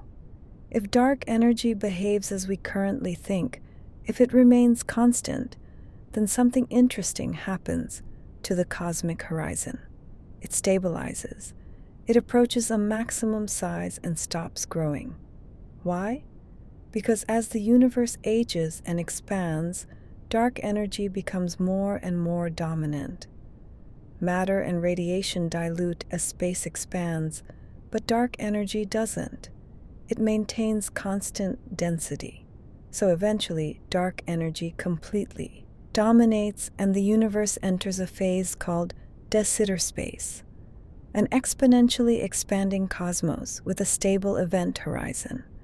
In this far future, the cosmic horizon settles at a fixed distance. No more regions become newly observable. The observable universe reaches its maximum extent and stays there. But here's the catch. By the time this happens, most galaxies will have already disappeared. The observable universe will be nearly empty, containing only our local gravitationally bound cluster. Everything else will have slipped beyond the horizon. So the observable universe approaches a maximum size. Yes, but it's a mostly empty maximum. A cosmic bubble containing only a handful of galaxies, floating in an apparently infinite void. And that will be the final state, not just for billions or trillions of years, but forever. If dark energy remains constant, the universe will spend eternity in this state, locally clustered galaxies surrounded by an ever-growing unobservable realm. It's a lonely fate, but also strangely peaceful. The cosmic drama will have ended. The expansion will continue forever, but nothing will change in any meaningful way. Just endless, quiet, exponential growth of empty space. 150 billion years. That's a long time. About 11 times the current age of the universe. The sun will be dead. The Milky Way will have merged with Andromeda. Most stars will have burned out, and the sky will be nearly empty. By this point, cosmic acceleration will have carried almost all galaxies beyond our cosmic horizon. When astronomers of that distant era, if any exist, look out at the cosmos, they'll see only a few dozen galaxies. The ones in our local group, bound together by gravity, too close for cosmic expansion to pull them apart. Everything else will be gone. Not destroyed, just invisible, receded beyond the event horizon. The cosmic microwave background will have cooled and redshifted into undetectability. There will be no distant quasars to study, no galaxy clusters, no large-scale cosmic structure visible. Just the local neighborhood, floating in apparent isolation. If those future astronomers don't have records from our era, they might conclude the universe is small. They might think it consists only of what they can see, a few dozen galaxies, and nothing more. They would be wrong, of course. The universe would still be vast, possibly infinite. But from their perspective, trapped within their cosmic horizon, they'd have no way to know that. The evidence would have literally receded beyond their reach. This is why we're lucky to live now. We can still see the cosmic web. We can still observe the universe in its full grandeur. Future civilizations won't have that privilege. They'll inherit a darker, lonelier cosmos, diminished not by destruction, but by distance. When the cosmic microwave background was released, when the universe became transparent at 380,000 years old, space was much smaller than it is now. The scale factor, which measures the size of the universe, was about 100 times smaller. What does that mean? It means distances were 100 times shorter. A region that's now 1 billion light years across was then less than 1 million light years across. The entire observable universe was compressed into a much smaller volume. And those photons we see as the CMB, they've been traveling through expanding space ever since. As space stretched, so did their wavelengths. They started out as visible light, energetic photons from the hot plasma of the early universe, but 13.8 billion years of cosmic expansion has stretched them into microwaves. That's why it's called the cosmic microwave background, not because it was emitted as microwaves, but because expansion has redshifted it into that part of the spectrum. And this stretching continues. Right now, tonight, as you listen to this, the CMB is being redshifted further. Its temperature is dropping. In another 100 billion years, it will have redshifted into radio waves. Eventually, it will cool so much that it becomes effectively undetectable. Future civilizations won't have the CMB as evidence for the Big Bang. It will have faded beyond their instruments' sensitivity, lost to cosmic expansion. The scale factor is still growing, space is still stretching, and it will continue forever, as far as we can tell, carrying the unobservable universe ever further away. Here's something reassuring. You don't need to worry about cosmic expansion tearing you apart. Neither does Earth or the solar system or even our galaxy. Why not? Because cosmic expansion only affects space on the largest scales, the vast voids between galaxy clusters. On smaller scales, other forces dominate. Gravity holds solar systems together. Electromagnetic forces bind atoms. These local forces are far, far stronger than the gentle stretching of space. Think of it this way. Imagine dots drawn on a rubber sheet. If you stretch the sheet, dots that are far apart move away from each other. But if two dots are glued together, the glue holds them in place despite the stretching. They don't separate. Gravity is like that glue. The sun's gravity holds Earth in orbit. The Milky Way's gravity holds its stars together. The gravity of our local group binds dozens of galaxies into a cluster. These gravitational bonds are strong enough to resist cosmic expansion completely. So while distant galaxy clusters are receding from us, while the unobservable universe is growing, our local cosmic neighborhood remains intact. The Milky Way isn't expanding. Andromeda is actually moving toward us, not away, because local gravity overcomes cosmic expansion. This means that in the far future, when most galaxies have disappeared beyond the cosmic horizon, we'll still have our local group, a small island of gravitationally bound galaxies, safe from the stretching of space, floating in an apparently empty cosmos. It's a strange dichotomy. On large scales, the universe is flying apart. On small scales, everything stays together, and the dividing line is wherever gravity becomes too weak to hold things against the tide of expansion. Here's a strange possibility that emerges from some theories of inflation. The properties of space itself, things like the vacuum energy density, might not be the same everywhere. In our region, dark energy has a specific value. It's causing the universe to accelerate at a specific rate. But in regions far beyond our cosmic horizon, separated from us during inflation, the vacuum energy might have settled to a different value. Some regions might have stronger dark energy, causing space there to expand much faster. Other regions might have weaker dark energy, or even negative vacuum energy, causing space to collapse back on itself. This is speculative, but it emerges naturally from eternal inflation models. If inflation creates countless pocket universes, each might have slightly different physical properties, different values for fundamental constants, different vacuum energies. Our observable universe might just be one bubble with one particular set of properties. A bubble where the vacuum energy happened to settle at just the right value to allow galaxies and stars and planets to form. A bubble where the constants of nature are compatible with life. Other bubbles, other regions of the unobservable universe, might be wildly different.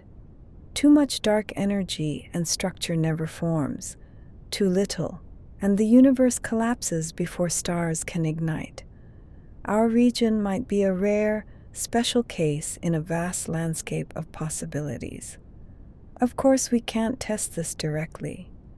By definition, these other regions are unobservable.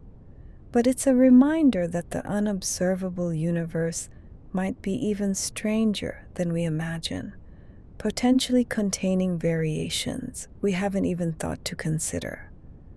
Most descriptions of inflation treat it as a one-time event. Inflation happened, then it ended, and the universe transitioned into the more sedate expansion we see today. But some versions of inflation theory suggest something stranger. Inflation might still be happening. Not here, not in our observable universe, but somewhere out in the unobservable realm, inflation might be ongoing, creating new space, new pocket universes, continuously and eternally. The idea is this: inflation is driven by a field, the inflaton field, that can have different values in different regions. In some regions, the field decays, inflation ends, and a normal expanding universe begins. That's what happened here. But in other regions, the field remains high. and inflation continues. And because inflation expands space exponentially, these still inflating regions grow faster than the regions where inflation has ended. They dominate the total volume of space. So even though inflation ended in our patch, creating the observable universe we inhabit, it might still be going strong in vast regions beyond our horizon. And those inflating regions might be spawning new pocket universes constantly, each with potentially different properties. If this is true, if eternal inflation is real, then the unobservable universe isn't just larger than the observable one. It's infinitely, exponentially larger. And it's constantly growing, constantly creating new bubbles of space where inflation has ended and physics as we know it can operate.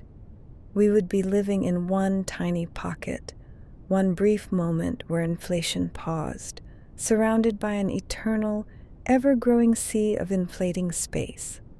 A small, temporary island in an infinite cosmic ocean. When physicists talk about the multiverse, they're often talking about the unobservable universe, just taken to an extreme conclusion. If eternal inflation is real, then there are countless pocket universes beyond our cosmic horizon. Each one is a region where inflation ended, where normal physics operates, where galaxies and stars can form. But each might have different properties, different values for physical constants, different amounts of dark energy, different particles and forces. These pockets are causally disconnected from each other. They can't communicate, can't interact, can't even in principle observe each other. Each is surrounded by inflating space that's expanding faster than light, creating an impenetrable barrier. So in a sense, each pocket is its own universe. And the collection of all these pockets, the entire structure, inflating regions and pocket universes together, is the multiverse. Our observable universe would be a tiny fraction of one pocket among countless others. Not just unobservable, but fundamentally separate, isolated by the structure of space-time itself. This is deeply speculative, of course. We may never be able to test it. How do you gather evidence for something that's forever beyond observation? But it emerges naturally from our best theories of the early universe, from the mathematics of inflation and quantum fields. And it suggests that the unobservable universe might not just be more of the same. It might contain genuine variety, regions with different physics, different possibilities, different outcomes. An infinite landscape of cosmic experimentation, with our observable universe as just one small, perhaps unusual example. Every improvement in our measurements of cosmic expansion tells us something about the unobservable universe. Not what's there exactly, but how much of it is slipping beyond our reach. When we measure the Hubble constant more precisely, we're refining our understanding of the expansion rate. And that tells us where the cosmic event horizon is, how fast it's moving, how many galaxies are crossing it. When we measure dark energy more precisely, we learn whether it's truly constant or changing over time. And that tells us about the long-term fate of the observable universe, whether it will stabilize at some maximum size or continue evolving in unexpected ways. These measurements are difficult. They require observing the most distant objects we can find, supernovae, quasars, the cosmic microwave background, and extracting information from their faint, ancient light. But they matter, because even though we can't observe the unobservable universe directly, we can constrain its properties through our understanding of cosmic expansion. We can estimate how much larger it is than what we see. We can predict its future evolution. Current measurements suggest the unobservable universe is enormously larger than the observable one, possibly infinitely larger. They suggest we're losing about 20,000 stars per second to the cosmic event horizon, slipping beyond our reach forever. These aren't just abstract numbers. They represent real places, real galaxies, real possibilities being carried away by cosmic expansion, places that exist right now but will never be known to us. Small changes in our measurements can dramatically affect these estimates, which is why precision matters so much in cosmology. When we think about the unobservable universe, it's tempting to imagine it as exotic, alien, fundamentally different from what we know. But the most likely reality is much simpler. It's probably quite similar to what we observe. The same physical laws operate there. The same processes that formed galaxies in our region would have formed galaxies there. Clouds of hydrogen collapsing under gravity, stars igniting through nuclear fusion, heavier elements being forged and scattered by supernovae, planets coalescing from dust and gas. So the unobservable universe likely contains spiral galaxies like the Milky Way, elliptical galaxies, dwarf galaxies, the same cosmic zoo we observe here, just distributed throughout a vastly larger volume of space. There are probably stars of every type: red dwarfs, yellow suns like ours, blue giants, red supergiants. There are probably rocky planets and gas giants, moons and asteroids, comets and cosmic dust. The chemistry should be the same periodic table, the same molecules: water, methane, carbon dioxide, organic compounds, the same potential for complexity and perhaps even life. Of course, the specific details vary. Each galaxy has its own history, its own particular arrangement of stars and gas. Each solar system is unique, but the categories, the types of objects, the fundamental processes, those should be universal. It's both humbling and comforting. Humbling because it means the unobservable universe contains infinitely more of what we study, rendering our observations infinitesimally small. Comforting because it means we can understand it, at least in principle, through studying what we can see. The unobservable universe isn't alien, it's just elsewhere. Same ingredients, same recipe, different cosmic kitchen, forever out of reach. Earth is special to us, but it's not unique. The conditions that led to our planet, a rocky world in the habitable zone of a stable star, are probably quite common. Our galaxy alone likely contains billions of Earth-like planets, planets with liquid water, moderate temperatures, stable climates. Not all will have life, but the potential is there, repeated over and over throughout the Milky Way. Now extend that to the unobservable universe. If it's infinite, then the number of Earth-like planets is also infinite. Not just similar to Earth, we're talking about exact duplicates, planets with the same mass, the same orbit, the same moon, the same continents, everything. And if there are infinite Earth-like planets, then statistically, some of them must have followed the same evolutionary path as ours. Same chemistry, same biology, same history. Not just life, but human life. Not just humans, but civilizations. Not just civilizations, but ones that look exactly like ours. It's a strange consequence of infinity. In an infinite universe with finite possibilities, every possible configuration must occur. Not just once, but infinitely many times. So somewhere in the unobservable universe, there might be another Earth, with another you, living an identical life, and another where things went slightly differently, and another where history diverged centuries ago. All the variations, all the possibilities played out across infinite space. We'll never meet these duplicate Earths. They're forever beyond our cosmic horizon, as isolated from us as we are from them. But mathematically, if the universe is truly infinite, they must exist. A strange thought to fall asleep with. Let's imagine for a moment that we're not alone, that life has arisen elsewhere, evolved intelligence, built civilizations, not just in our galaxy, but throughout the cosmos. Some of these civilizations might be in the observable universe, far away perhaps, but within the cosmic horizon.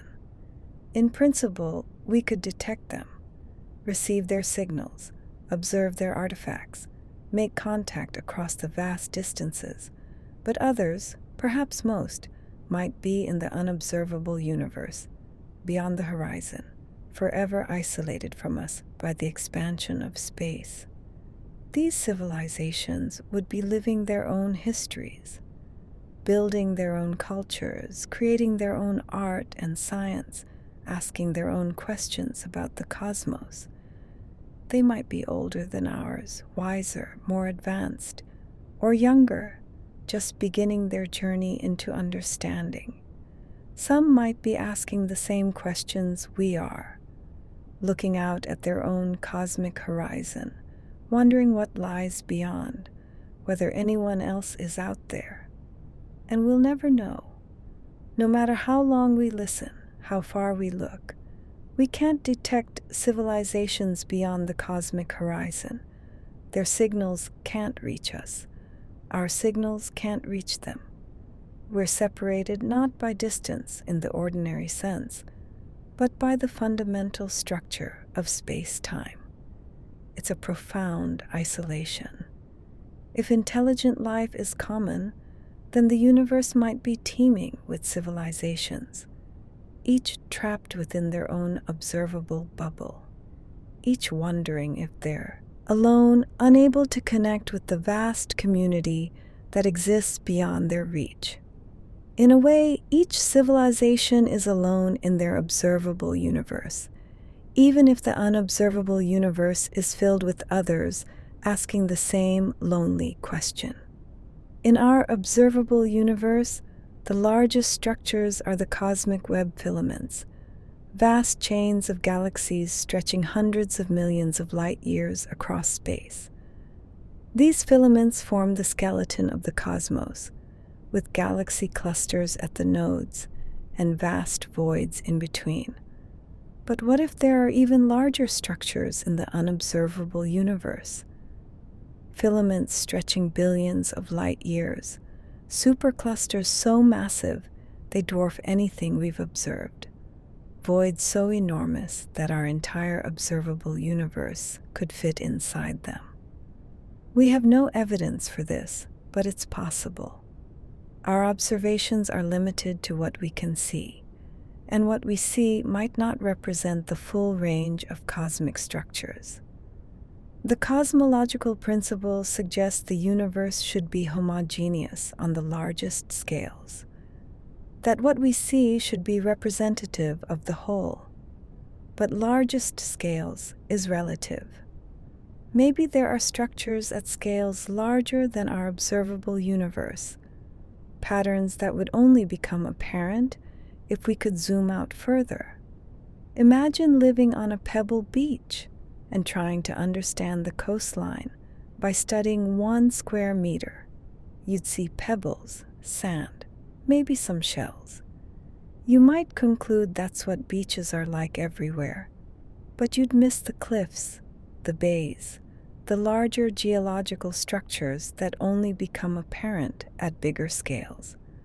We might be in a similar situation, studying our cosmic neighborhood, extrapolating to the unobservable universe, assuming it's all similar. And maybe it is, but maybe there are surprises beyond our horizon, structures and patterns we can't yet imagine. Even the most massive black holes in the unobservable universe, monsters containing billions of solar masses, have no gravitational influence on us whatsoever. Why? Because gravity, like light, propagates at a finite speed. Gravitational effects travel at the speed of light through space. And if a region is beyond the cosmic horizon, then gravitational signals from it can't reach us any more than light can. This might seem obvious, but it's worth contemplating. Out there, beyond the horizon, there might be black holes actively feeding, distorting space-time around them in dramatic ways. Entire galaxies might be orbiting these cosmic monsters, their trajectories shaped by enormous gravitational fields. But none of that matters to us. Those gravitational fields are forever beyond our reach. They curve space-time in their local regions, yes, but those curves can't propagate across the cosmic horizon to affect us here. It's the same with everything in the unobservable universe.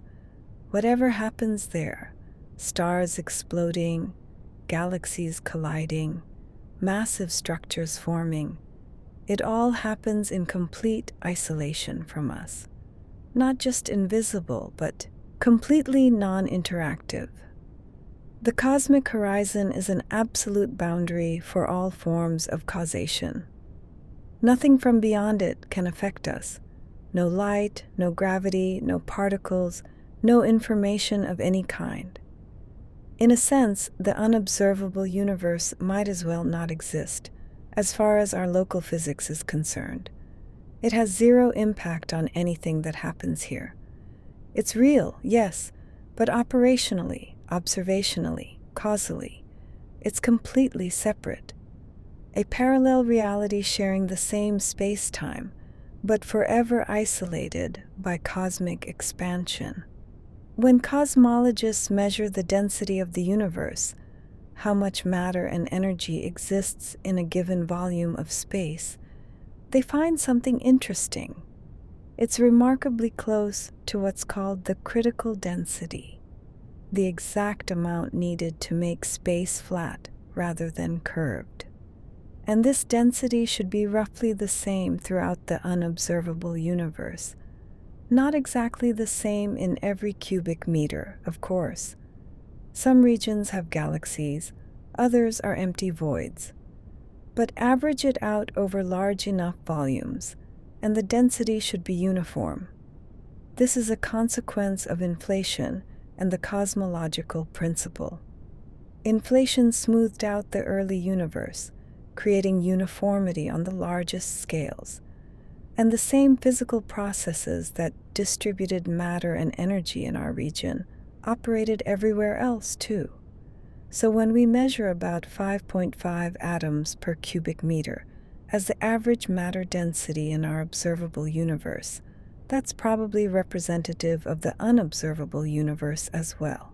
The same ratio of dark matter to ordinary matter, the same distribution of elements, the same dark energy density. It means the unobservable universe isn't wildly different. It's not vastly emptier or vastly denser. It's roughly the same, statistically speaking, as what we observe. Of course, there might be exceptions. Eternal inflation might create regions with different properties. But for the most part, the unobservable universe is probably quite ordinary, made of the same stuff, in the same proportions, distributed in the same statistical patterns, which makes it even stranger that we can't see it. It's not exotic or alien, it's just more of the same, extending infinitely beyond our reach. Right now, this very moment, massive stars in the unobservable universe are reaching the end of their lives. Their cores are collapsing, triggering catastrophic explosions that briefly outshine entire galaxies. Supernovae, among the most energetic events in the cosmos. These explosions are forging heavy elements, gold, platinum, uranium, scattering them into space where they might someday form new planets. They're sending shock waves through interstellar gas, triggering new rounds of star formation. They're leaving behind neutron stars or black holes, exotic remnants of stellar death, and we'll never see any of it. The light from these supernovae is racing outward at the speed of light, carrying information about the explosion, the star's composition, the physics of its final moments. But if the explosion happens beyond the cosmic horizon, that light will never reach us. It will travel forever through expanding space, always moving in our direction, never arriving. It's happening on a vast scale. In our observable universe alone, about one supernova occurs every second across all galaxies. If the unobservable universe is infinite, then infinitely many supernovae are occurring every second beyond our reach. Entire stellar life cycles, birth, evolution, death, playing out in regions we can never observe. Stars that shine for millions or billions of years, then explode in spectacular fashion, all without ever being witnessed by anyone in our cosmic bubble. It's a reminder that the universe doesn't exist for our observation. These events happen whether we see them or not. Reality continues beyond the edge of our vision, indifferent to our inability to witness it. This is almost certainly true. Even if the universe isn't infinite, it's almost certainly larger than just the part we can observe. And that means the unobservable universe contains more stuff, more matter, more energy, more galaxies, more stars than everything we can see. If the universe is infinite, then the disparity is infinite. The observable universe contains a finite amount of matter and energy. The unobservable universe contains infinitely more. Our entire observable bubble, with its 2 trillion galaxies, is literally 0% of the whole. Even if the universe is finite, but just much larger than the observable portion, the unobservable universe likely dominates. Maybe the observable universe is 1% of the total, maybe 1,000th, maybe 1,000,000th. We don't know. What we do know is that we're observing a sample, not the whole, a tiny region carved out by the finite age of the universe and the finite speed of light. The rest, the majority, perhaps the vast majority, is hidden from us. It's like standing in a dark room with a small flashlight. The circle of light shows you a few square feet, but the room extends beyond that circle, larger than what you can illuminate. You're seeing a sample of the room, not the whole thing. That's our cosmic situation. The observable universe is our circle of light. Beyond it, in the darkness, the room continues, possibly infinitely. More matter, more energy, more of everything we study and wonder about, just beyond our ability to illuminate it. Quasars are among the brightest objects in the universe. They're supermassive black holes at the centers of galaxies, actively feeding on surrounding matter. As material spirals into the black hole, it heats up to incredible temperatures, emitting vast amounts of light, sometimes outshining the entire galaxy around them. The most luminous quasars can be thousands of times brighter than the Milky Way. They're cosmic lighthouses, visible across billions of light years of space. And yet, if a quasar exists in the unobservable universe, we can't see it. Despite its tremendous luminosity, despite pouring out energy at rates that dwarf entire galaxies, its light never reaches us. The cosmic horizon is an absolute barrier. Think about that. Objects so bright they should be visible from anywhere, rendered invisible simply by being too far away.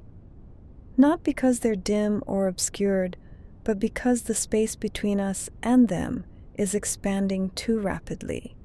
It's a strange kind of darkness, not the darkness of an unlit object, but the darkness of distance and expansion. The quasar is shining, brilliantly, continuously. The photons it emits are real, traveling through space at the speed of light. But they're traveling through space that's expanding faster than they can traverse it, so the quasar remains invisible, a lighthouse whose beam never reaches shore, a beacon in the darkness that no one will ever see. And there are probably countless such quasars beyond our horizon, shining right now, this moment, in splendid isolation, their light forever unable to cross the cosmic gulf. When we map the distribution of galaxies in the observable universe, we see a remarkable structure emerge. Galaxies aren't randomly scattered. They're organized into a cosmic web, vast filaments of matter connected at galaxy clusters, with enormous voids in between. It looks almost biological, like neural networks or mycorrhizal fungi. Long strands of galaxies stretching across hundreds of millions of light years, intersecting at dense nodes surrounding empty spaces. This structure formed over billions of years, shaped by gravity and the initial conditions from the Big Bang. It's a natural consequence of how matter clumps together in an expanding universe. And it almost certainly doesn't stop at our cosmic horizon.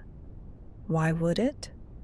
The same gravitational forces, the same initial density fluctuations, the same physical processes that created the cosmic web in our region operated everywhere else too.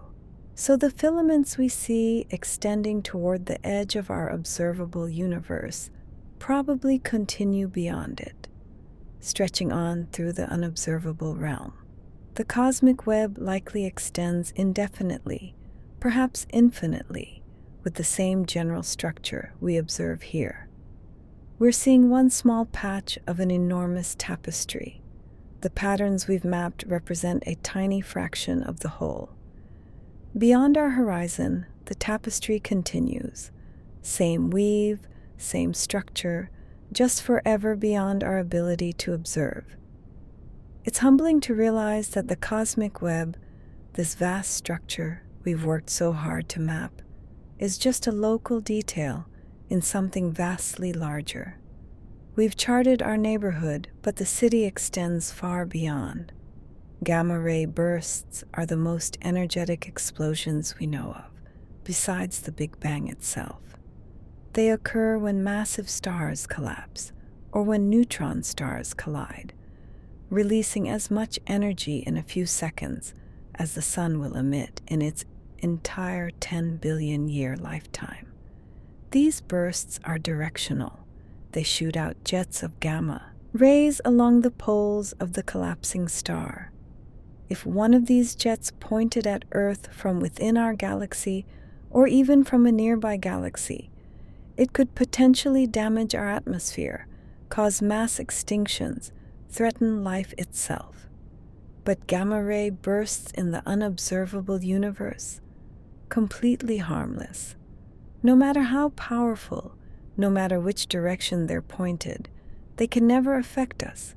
The cosmic horizon provides perfect protection.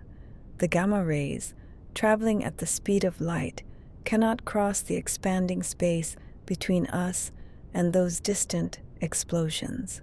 We're absolutely safe from anything happening beyond our observable bubble. It's the same for every catastrophic event you can imagine. Hypernova explosions, colliding galaxies, even the collapse of entire galaxy clusters. If it happens beyond the cosmic horizon, it might as well be happening in a separate universe. It has zero impact on us. The unobservable universe is completely causally disconnected from ours. Not just invisible, but non-interactive. Nothing there can affect anything here. and nothing here can affect anything there. In a strange way, it makes the universe safer. The worst cosmic catastrophes imaginable, they can only affect a limited region. The cosmic horizon guarantees that destruction, like information, has limits. When black holes collide, when two of these massive objects spiral together and merge, they create ripples in space-time itself. Gravitational waves, traveling outward at the speed of light, carrying information about the collision encoded in the geometry of space. In 2015, we detected such waves for the first time. LIGO, the Laser Interferometer Gravitational Wave Observatory, picked up the signal from two black holes merging about 1.3 billion light-years away. It was a triumph of physics and engineering, confirming Einstein's century-old prediction. Since then, we've detected dozens more. Black hole mergers, neutron-star collisions, events that shake the fabric of space-time and send waves rippling across the cosmos. But these are only the events happening within our observable universe. Beyond the horizon, countless more collisions are occurring. Black holes are merging, neutron stars are smashing together, massive objects are distorting space-time in dramatic ways. And the gravitational waves from these events are propagating outward, just like the ones we detect. They're real, they're traveling through space, compressing and stretching distances as they pass. But they'll never reach us. Like light, gravitational waves can't cross the cosmic horizon. Those ripples in space-time will travel forever through the expanding void, never arriving at our detectors, never delivering their message about distant cosmic violence. It's information lost to us. Each collision tells a story. How massive were the objects? How fast were they spinning? What was the final black hole like? But the stories from beyond the horizon will never be heard. The periodic table, hydrogen, helium, carbon, oxygen, iron, gold, all the elements, should be the same throughout the unobservable universe. The same electron configurations, the same bonding properties, the same chemical reactions. Why? Because chemistry is determined by fundamental physics. The electromagnetic force, the behavior of electrons, the structure of atoms, these don't change with location. An oxygen atom here behaves the same as an oxygen atom anywhere else, including beyond the cosmic horizon.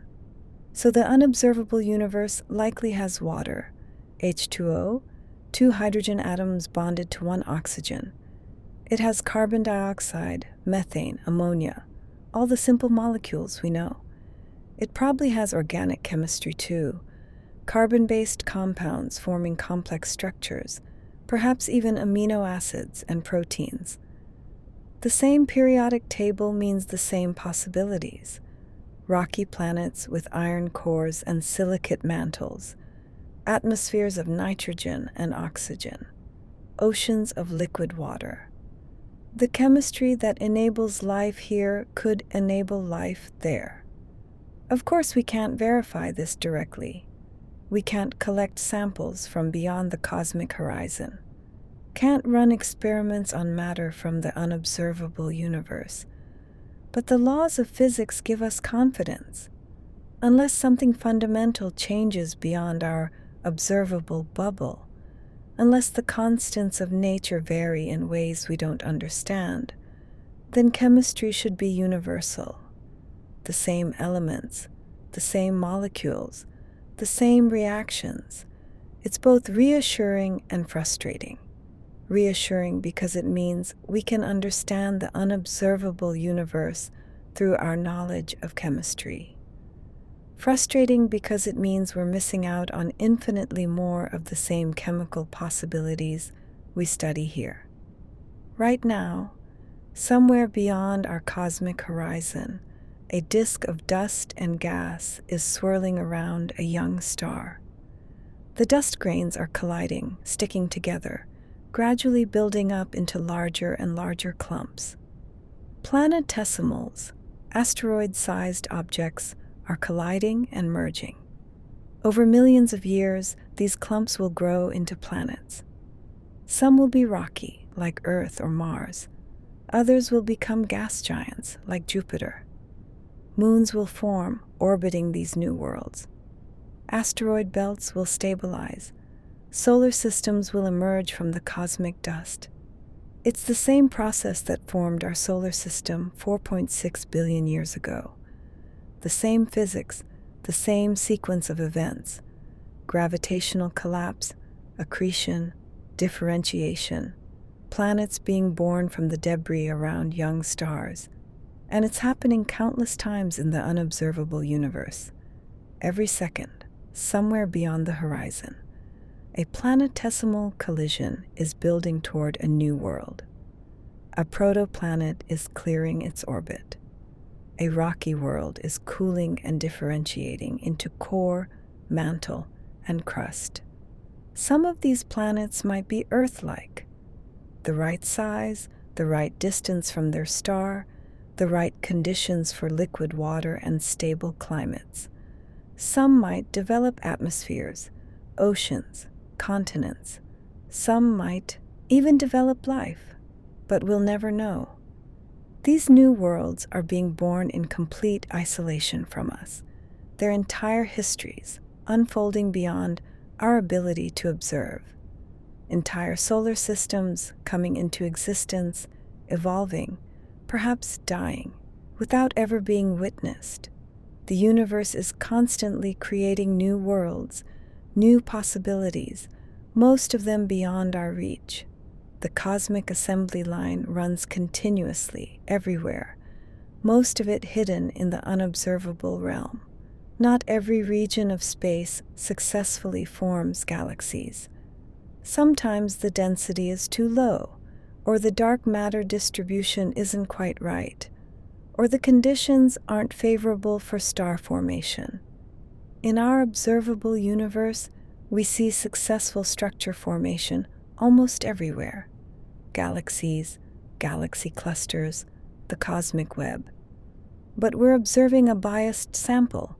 We see the regions where structure formed, where light exists to observe. The unobservable universe might contain vast regions where structure formation failed. Enormous voids filled with diffuse gas, never dense enough to collapse into stars. Dark matter halos that never attracted enough ordinary matter to ignite nuclear fusion. Cosmic dead zones, dark and quiet, stretching across distances we can barely comprehend. Or perhaps there are failed galaxies, regions that started to form galaxies, but something went wrong. The gas was heated and expelled before stars could form. The dark matter halo was disrupted. The galaxy never quite came together. These regions would be even darker than the voids we observe. No starlight, no quasars, no cosmic background besides the ancient glow of the Big Bang. Just empty space, expanding and cooling, forever dark.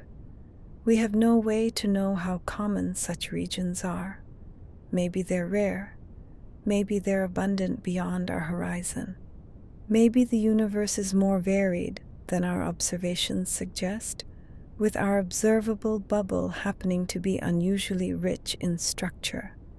The unobservable universe might hold surprises, not just more of what we see, but things we haven't seen, regions where cosmic evolution took different paths, leading to outcomes we haven't imagined. Co-moving distance is a strange concept, but it's the right way to think about cosmic distances in an expanding universe. It's the distance measured at the present moment, accounting for all the expansion that's occurred since the light we see was emitted. When we look at the most distant galaxies, we're seeing light that's been traveling for nearly 13.8 billion years. But those galaxies aren't 13.8 billion light years away anymore. They've been carried away by cosmic expansion. Their current distance, their co-moving distance, is about 46.5 billion light years. This is the radius of the observable universe. The furthest distance at which anything could be right now if we could somehow freeze cosmic expansion and measure it. It's a useful number for thinking about the scale of our cosmic bubble. Picture a sphere 46.5 billion light years in radius centered on Earth. That's the volume of space from which light has had time to reach us. Everything inside that sphere is potentially observable. Everything outside is the unobservable universe. But remember, this sphere is constantly growing. Light from slightly more distant regions is always arriving for the first time. The edge of the observable universe is moving outward, though not fast enough to keep pace with cosmic acceleration. And for every observer in the universe, the same calculation applies. They each sit at the center of their own 46.5 billion light-year sphere. Their observable universe, overlapping with ours but not identical. Different regions visible to them, different regions hidden. It's a strange geometry, this expanding cosmos with its nested, overlapping bubbles of observability. Each observer seeing their own slice of reality, none seeing the whole. Cosmologists use something called the scale factor to keep track of cosmic expansion. It's usually denoted by the letter A, and it tells you how much the universe has grown since some reference time. By convention, the scale factor today is set to 1. In the past, it was smaller, maybe 0.5 when the universe was half its current size, or 0.1 when it was a tenth the size. In the future, it will be larger. 2 when distances have doubled, 10 when they've grown tenfold. The cosmic microwave background was emitted when the scale factor was about 1/1100. The universe was 1/100 times smaller in all directions than it is today.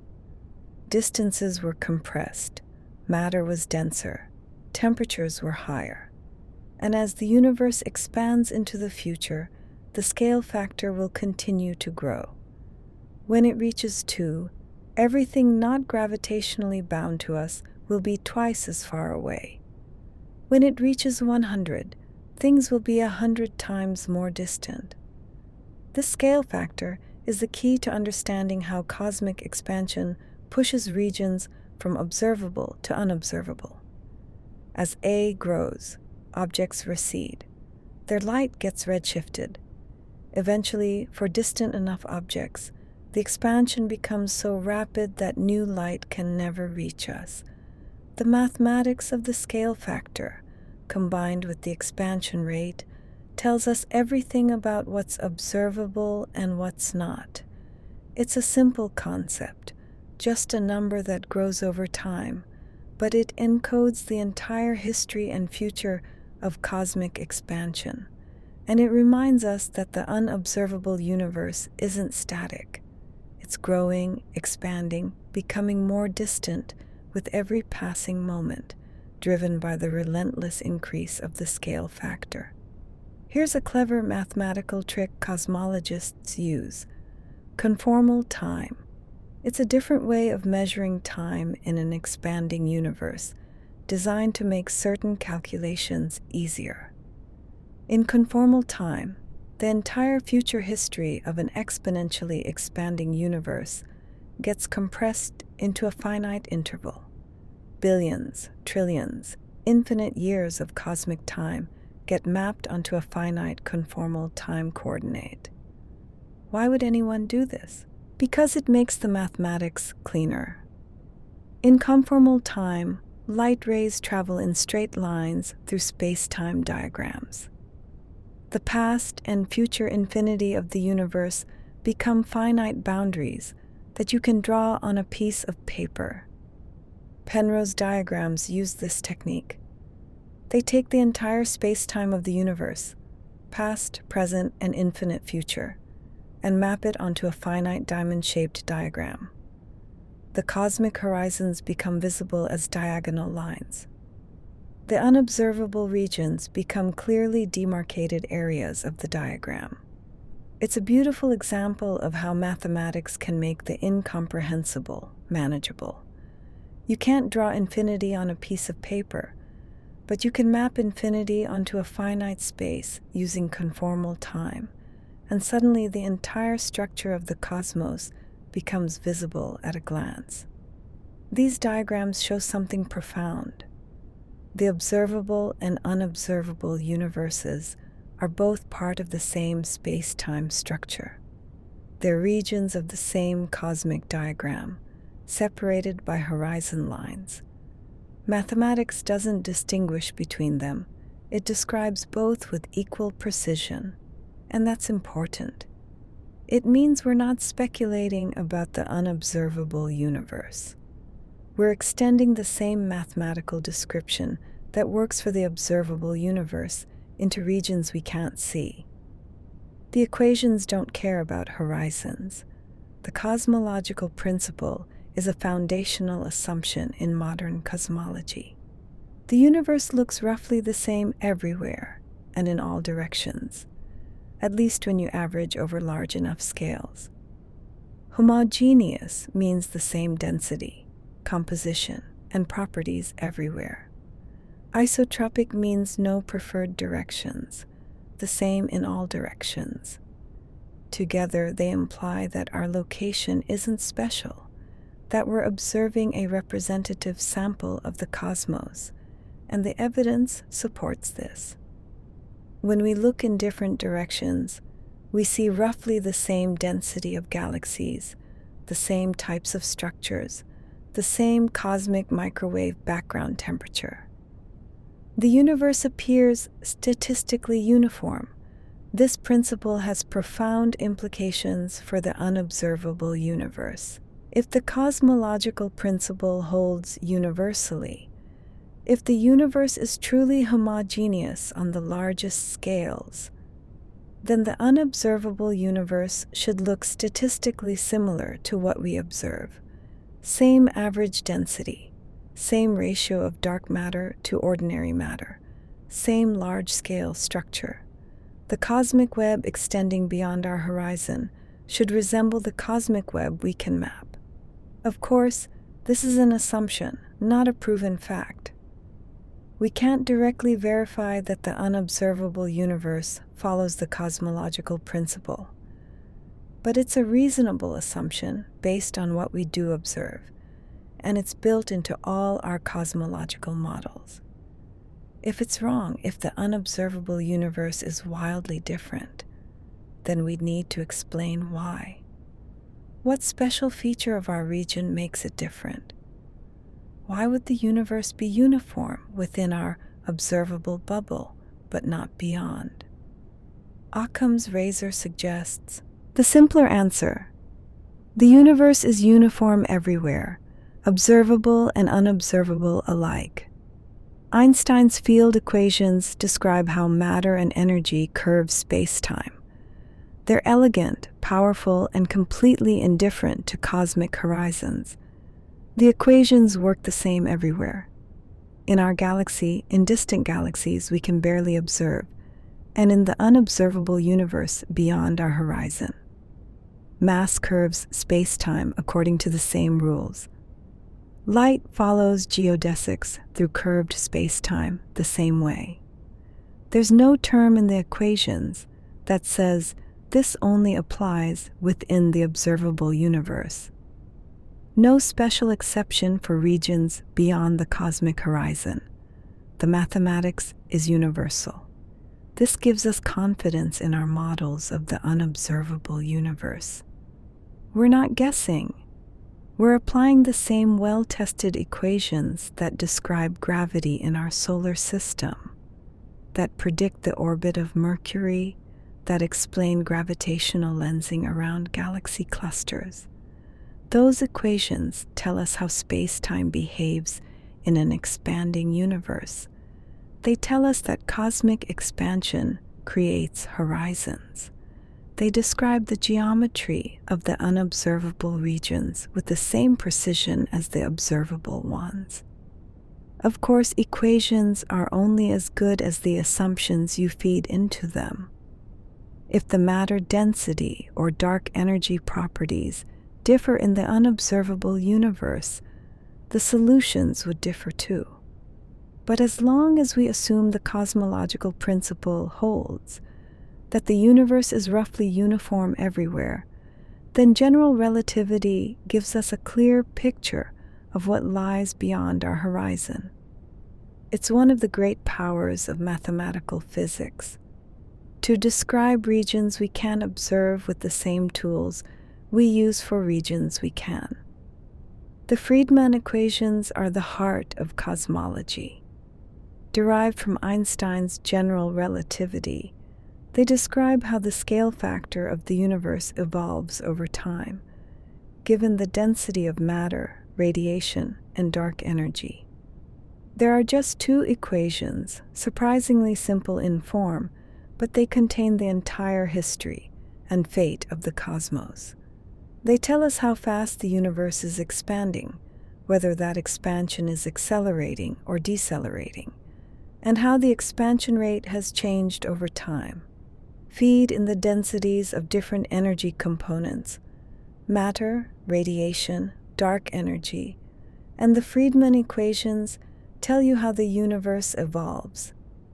They predict the age of the universe, the recession velocities of distant galaxies, the location of cosmic horizons, and they work for the unobservable universe just as well as the observable.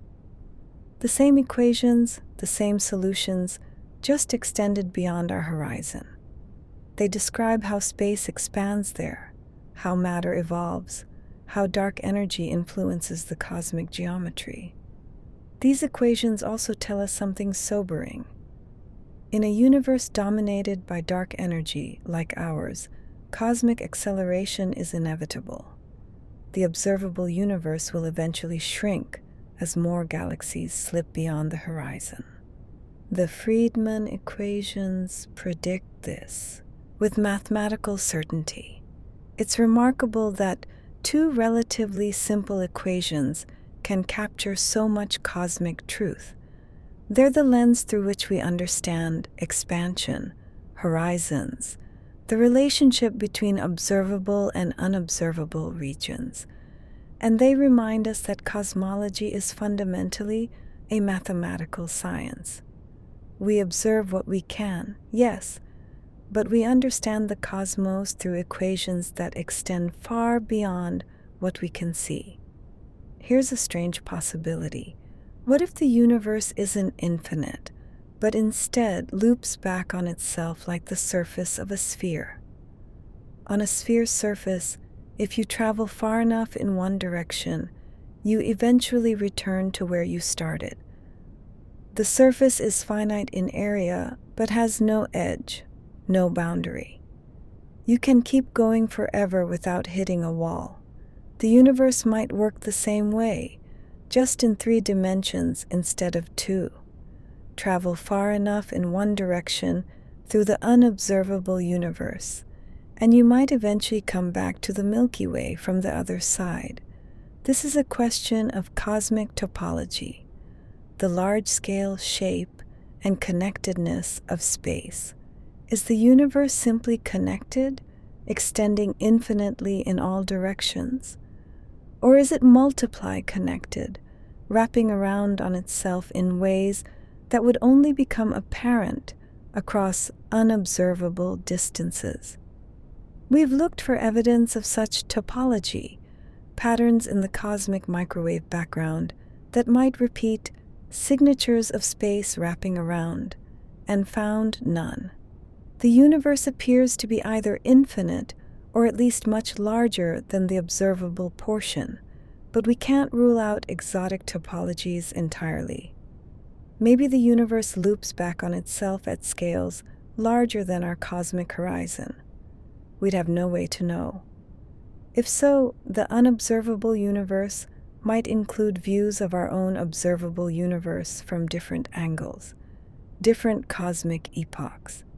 You might travel far enough and see the Milky Way as it was billions of years ago, from the perspective of a distant observer. It's speculative, but it shows how little we really know about the global structure of space itself. Space can curve in different ways. Positive curvature, like the surface of a sphere, where parallel lines eventually converge. Negative curvature, like a saddle, where parallel lines diverge. Or flat, where parallel lines stay parallel forever. Our universe appears to be almost perfectly flat. The curvature is zero, or at least very close to zero, within our measurement precision. And this is strange. Why? Because flatness is unstable in an expanding universe. Any small deviation from flatness gets amplified over time. A slightly positively curved universe becomes more curved as it expands. A slightly negatively curved universe becomes more negatively curved. So for the universe to be flat today, it must have been extraordinarily, precisely flat in the early universe. The initial curvature must have been fine-tuned to within 1 part in 1060 or better. That's suspiciously precise. Why would the universe start out so perfectly flat? Inflation provides an answer. During the inflationary epoch, the universe expanded by such an enormous factor that any initial curvature was stretched flat. Like inflating a balloon to cosmic proportions makes its surface appear flat locally. But here's what this means for the unobservable universe. If inflation flattened our observable patch, it flattened everything else too. The unobservable universe should also be flat, stretched by the same inflationary expansion. So both observable and unobservable regions share this geometric property. Same flatness, same expansion history, same fundamental structure, just separated by horizons that prevent observation and communication. During inflation, the universe was governed by quantum mechanics on the smallest scales. And quantum mechanics is inherently uncertain. It includes random fluctuations, tiny variations in energy density from point to point. Normally, these quantum fluctuations are minuscule, confined to subatomic scales. But inflation changed that. The exponential expansion took quantum scale variations and stretched them to astronomical, even cosmic scales. These stretched quantum fluctuations became the seeds of all structure in the universe. Slightly denser regions attracted more matter through gravity, eventually forming galaxies. Slightly less dense regions became voids. Every galaxy, every cluster, every feature of the cosmic web traces back to quantum fluctuations in the first fraction of a second after the Big Bang, blown up to cosmic proportions by inflation. And most of these fluctuations ended up in the unobservable universe. Inflation didn't just expand our observable patch, it expanded everything, creating far more structure beyond our horizon than within it. So the unobservable universe is seeded with the same quantum fluctuations, stretched to the same scales, growing under the same gravitational influence. The galaxies and structures there formed through the same process as the ones we observe. It's a beautiful connection between the smallest and largest scales. Quantum uncertainty, operating at the Planck length, determining the distribution of galaxies across regions larger than our entire observable universe. And most of that quantum legacy resides in the unobservable realm, forever beyond our view, but nonetheless real, still shaping the evolution of space we'll never see. This is perhaps the strangest implication of an infinite universe. There are only so many ways to arrange particles in any given volume of space. The number is astronomical, something like 10 possible configurations for a region the size of the observable universe. That's an incomprehensibly large number, but it's still finite. And if space is truly infinite, then every possible configuration must occur somewhere, not just once, infinitely many times. It's a mathematical necessity, which means somewhere in the unobservable universe there's a region exactly like our observable universe. Same galaxies, same stars, same Earth, same you, having the same thoughts, listening to these same words. The distance to the nearest such duplicate is enormous, perhaps 10 to the power of 1029 meters away, a number so large that even exponential notation barely captures it. But in an infinite universe, that duplicate exists, and so does another version of you where one neuron fired differently, and another where you chose differently at some moment, and another where history diverged centuries ago. All the variations, all the possibilities, played out across infinite space. It sounds like philosophy, but it's statistics. In infinite space with finite possibilities, repetition isn't just likely, it's guaranteed. Of course, you'll never meet these duplicates. They're beyond the cosmic horizon, living in isolated bubbles of their own, as unaware of you as you are of them. But mathematically, if infinity is real, so are they. Here's a strange idea from theoretical physics. Maybe the amount of information contained in a region of space isn't determined by its volume, but by its surface area. This is called the holographic principle, and it emerges from studies of black hole physics and quantum gravity. A black hole's entropy, the amount of information it contains, is proportional to the area of its event horizon, not its volume. This surprised physicists, and it suggests something deep about the nature of space itself. If this principle applies universally, then a region of space, even one as large as the observable universe, contains only as much information as could be encoded on its boundary surface. It's like a hologram, a two-dimensional surface encoding three-dimensional information. What does this mean for the unobservable universe?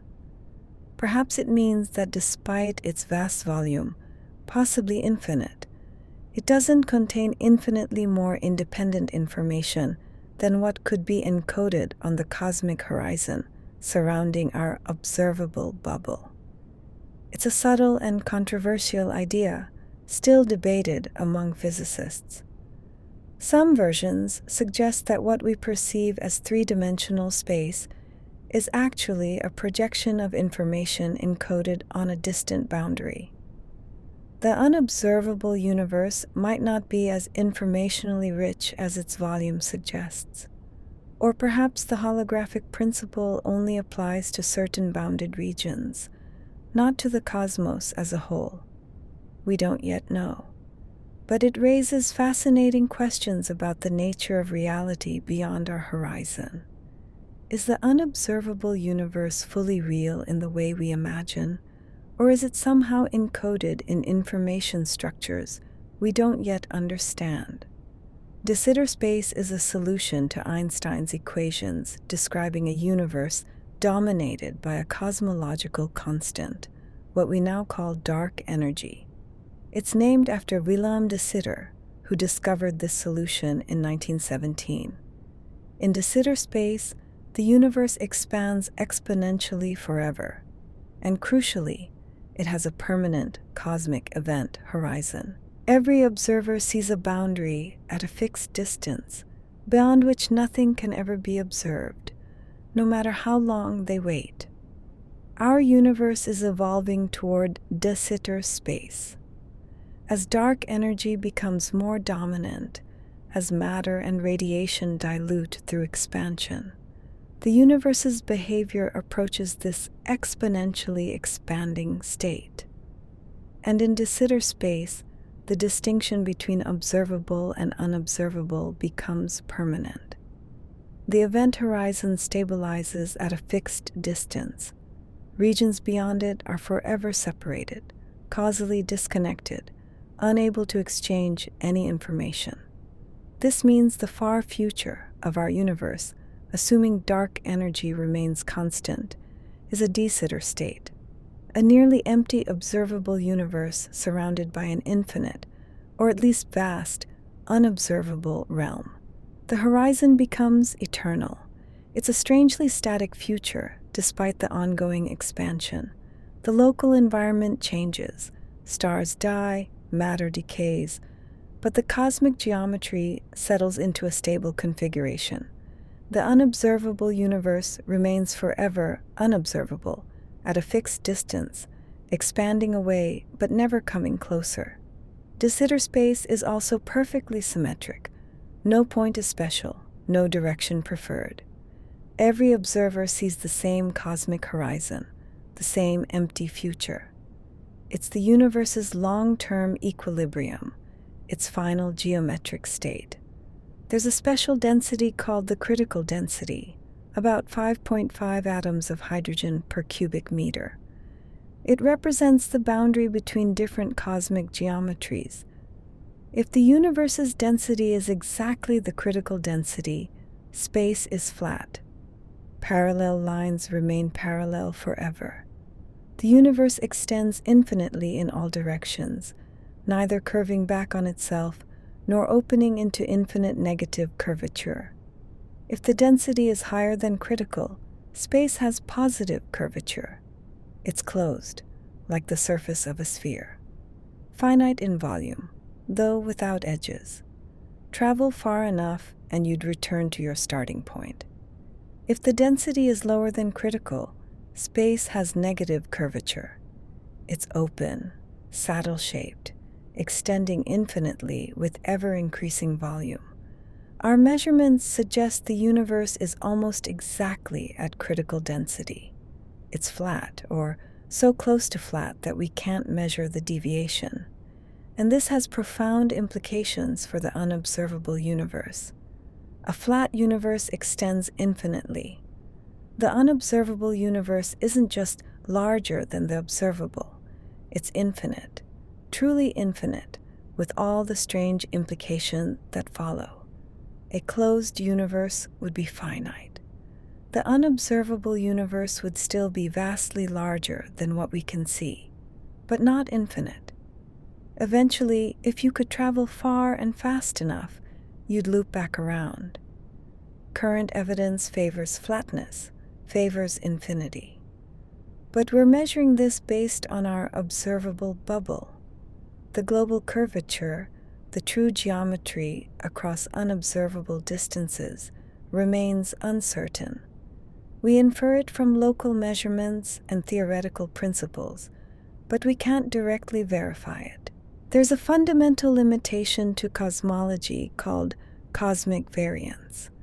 Because we only have one observable universe to study, we can't measure certain cosmic properties with perfect precision, no matter how good our instruments become. Imagine trying to understand a forest by examining one tree. You can learn a lot: the species, the general structure, the typical arrangement of branches. But you can't know for certain whether that tree is representative of the whole forest. Maybe it's unusual. Maybe the forest has regions with different characteristics. Cosmology faces the same problem. We observe our cosmic patch and try to infer universal properties. But we have only one sample. We can't know for certain whether what we see is typical or unusual. This affects measurements of large-scale properties, like the distribution of matter on the largest observable scales, or the primordial power spectrum from inflation. These properties might vary from region to region in the unobservable universe, and we'd have no way to know. Cosmic variance means some questions might be fundamentally unanswerable from our vantage point. They require data from beyond our horizon, data we'll never have.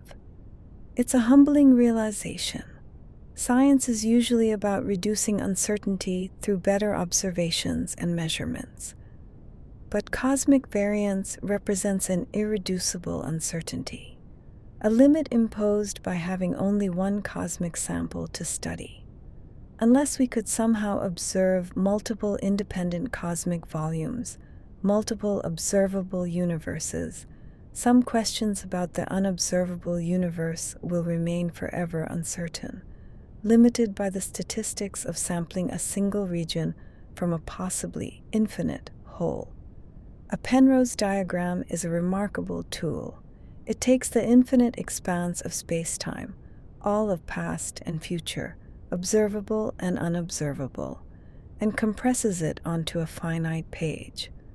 The trick is using conformal coordinates that map infinity onto finite boundaries. The result is usually a diamond-shaped diagram, where the entire history and future of the universe fits into a comprehensible picture. On such a diagram, you can see everything at once. The Big Bang appears as one edge. The infinite future appears as another. Light rays travel at 45-degree angles. Cosmic horizons appear as diagonal lines cutting through the diamond. And crucially, the unobservable universe is there too. It's the regions of the diagram separated from us by horizon lines. You can see it, mapped with the same precision as the observable regions, even though we'll never receive signals from it. These diagrams make visible what mathematics describes. They show that the observable and unobservable universes are both parts of the same space-time structure, separated only by causal boundaries, not by any fundamental difference in their nature. A Penrose diagram of our universe shows a diamond, with us as a single point somewhere inside. Our past light cone extends backward to the Big Bang. Our future light cone extends forward to infinity, and enormous regions of the diamond, most of it, lie outside our light cones. That's the unobservable universe, clearly visible on the diagram, forever hidden in reality. It's a beautiful marriage of mathematics and visualization, making the abstract structure of cosmic horizons concrete and comprehensible. Science is usually grounded in observation. We test hypotheses against data, verify predictions through measurement, demand empirical evidence for claims about reality. But the unobservable universe presents a philosophical challenge. It's a region we can never observe, never test, never gather data from. And yet, scientists confidently assert that it exists. How can we justify this? How can we claim to know about something we can't observe? The answer lies in the nature of scientific inference. We don't just observe phenomena, we build mathematical models that explain observations. And those models often predict things beyond our immediate ability to observe. The unobservable universe is such a prediction. The same equations that successfully describe the observable universe, general relativity, cosmology, inflation theory, also describe regions beyond our horizon. The math doesn't stop at the cosmic boundary, so we infer the existence of the unobservable universe through mathematical extension of well-tested theories. It's not direct observation, but it's rigorous inference based on established principles. This isn't unique to cosmology. Physicists can't directly observe quarks inside protons, yet we're confident they exist. We can't directly observe the Earth's core, yet we know its composition. Science often deals with indirect inference rather than direct observation. The unobservable universe is just an extreme case, permanently indirect, forever beyond empirical verification, but the same logical principles apply. We extrapolate from what we can observe to what we can't, using mathematics as our guide. If something can never interact with us in any way, if no signal from it can ever reach us, if its existence or non-existence makes no difference to anything we can measure, is it real? This is an old philosophical question, dressed in cosmological clothing. Some philosophers argue that reality should be defined operationally, in terms of what can be observed or what makes a difference to our experiences. By that standard, the unobservable universe isn't real, or at least the question of its reality is meaningless. If it can never affect us, what does it mean to say it exists? But most physicists and philosophers reject this extreme view. They argue that reality isn't defined by our ability to observe it. The universe existed before humans evolved to observe it. Galaxies billions of light years away existed before their light reached Earth. The unobservable universe is no different in principle. It exists beyond our horizon, following the same physical laws, made of the same kinds of matter and energy. The fact that causal signals can't cross the horizon doesn't make those regions less real. It's a bit like asking whether the far side of the moon was real before we sent probes to photograph it. Of course it was. Our inability to see it didn't determine its existence. The unobservable universe is the same, just permanently rather than temporarily hidden. Most physicists accept it as real, as part of the same space-time we inhabit, simply located beyond our causal boundary. But the philosophical question remains interesting. It highlights the difference between empirical verification and theoretical inference in science. Empiricism is the philosophy that knowledge comes from sensory experience and observation. It's the bedrock of scientific method: observe, measure, test, verify. But the unobservable universe marks where empiricism reaches its absolute limit. No observation is possible, even in principle. No measurement can be made. No test can be devised. The cosmic horizon is an impenetrable boundary to empirical investigation. This doesn't mean we know nothing about the unobservable universe. We can use mathematics, extrapolate from physical laws, make statistical inferences, but we can't observe it directly. Some philosophers see this as a fundamental limitation of cosmology.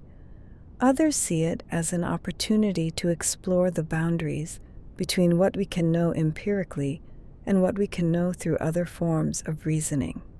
Throughout history, science has repeatedly extended its reach to previously unobservable domains. Microscopes revealed cells and bacteria. Telescopes revealed distant galaxies. Particle accelerators revealed quarks and bosons.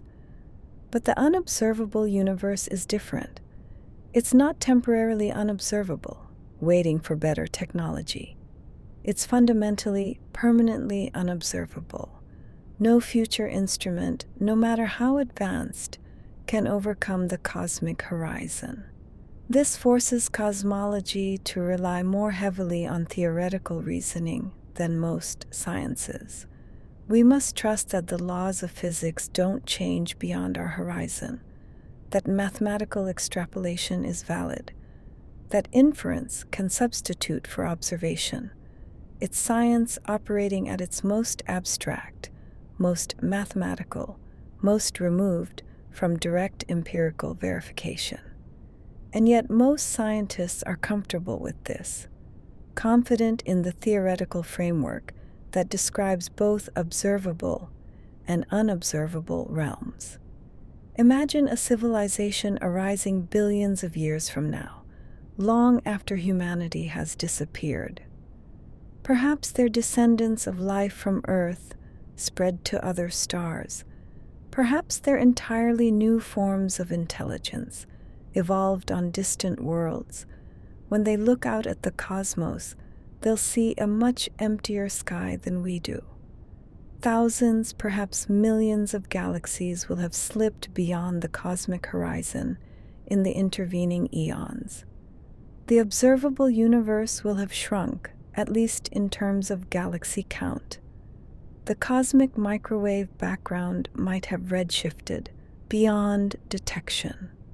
The evidence for the Big Bang might be gone, faded into undetectable wavelengths. If these future beings don't have records from our era, they might develop a very different cosmology. They might think the universe consists only of their local galaxy cluster, floating in an apparently infinite void. They might have no way to discover the vast cosmos that once surrounded them. They'd be cosmologically impoverished compared to us, not because they're less intelligent or less technologically advanced, but simply because the universe has aged. Information has been lost to cosmic expansion, carried beyond the horizon, irrecoverable. We're lucky to live when we do. We can still see the cosmic web, still detect the CMB, still observe distant galaxies from the early universe. Future civilizations won't have that privilege. It's a sobering thought.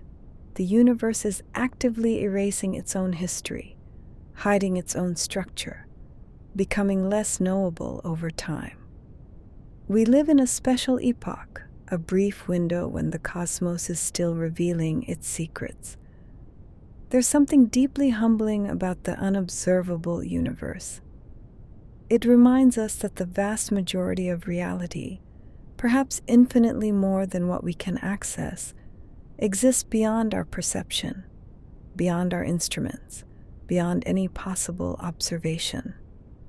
We're accustomed to thinking of human understanding as expandable. Every generation sees further, knows more, understands deeper. The progress of science seems unlimited, but the unobservable universe is a hard limit, a boundary that technology can't overcome, that future generations won't surpass, that no amount of scientific progress will breach. Most of reality is simply beyond us. Not because we're not clever enough, not because we haven't invented the right instruments, but because of the fundamental structure of space-time itself. This is true in other domains too. We can't see ultraviolet light or infrared without instruments. We can't hear ultrasound.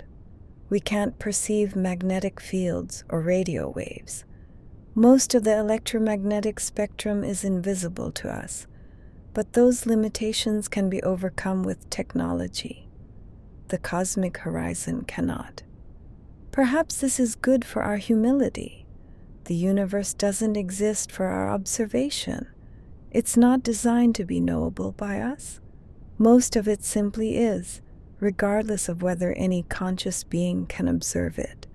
The unobservable universe is reality, doing its own thing, utterly indifferent to our curiosity, our instruments, our desire to understand. And maybe there's a strange peace in accepting that. We can know our corner of the cosmos, and that's enough. The rest can remain mystery. No one has a better view of the universe than anyone else. An astronomer on Earth, an alien on a planet orbiting Proxima Centauri, a hypothetical observer in a galaxy 10 billion light-years away. Each occupies the exact center of their own observable universe. This is a fundamental symmetry of cosmology. There's no cosmic vantage, point from which you can see more than anyone else. No privileged position, no center stage. Each observer sees a sphere of space extending about 46.5 billion light years around them. The boundaries of that sphere are different for each observer, shifted in space, overlapping but not identical. Some regions visible to one observer are hidden from another, and vice versa. If you could somehow communicate with an observer in a very distant galaxy, impossible, but imagine, they would describe their observable universe, and it would be different from yours. They'd see galaxies you can't see. You'd see galaxies they can't. Neither view is more correct or more complete than the other. It's cosmic democracy. Everyone gets the same sized bubble, just centered on their own location. The universe treats all observers equally. This also means that many regions of our observable universe are in someone else's unobservable universe, and vice versa. The Milky Way, Sol, Earth, all of it might be beyond the cosmic horizon for distant observers. We exist in their unobservable realm, just as they exist in ours. It's a strange kind of mutual invisibility. Each observer isolated in their bubble, seeing only their local region, unaware of most observers, most galaxies, most of reality. Language sometimes trips us up in cosmology. When we say the universe, do we mean everything that exists or everything we can observe? The distinction matters. The observable universe is finite, a sphere about 93 billion light years across, containing roughly 2 trillion galaxies. It's a well-defined region of space from which light has had time to reach us. But the universe, the totality of everything that exists, might be infinite, or at least vastly larger than what we can observe. It includes all the unobservable regions, all the space beyond every possible horizon.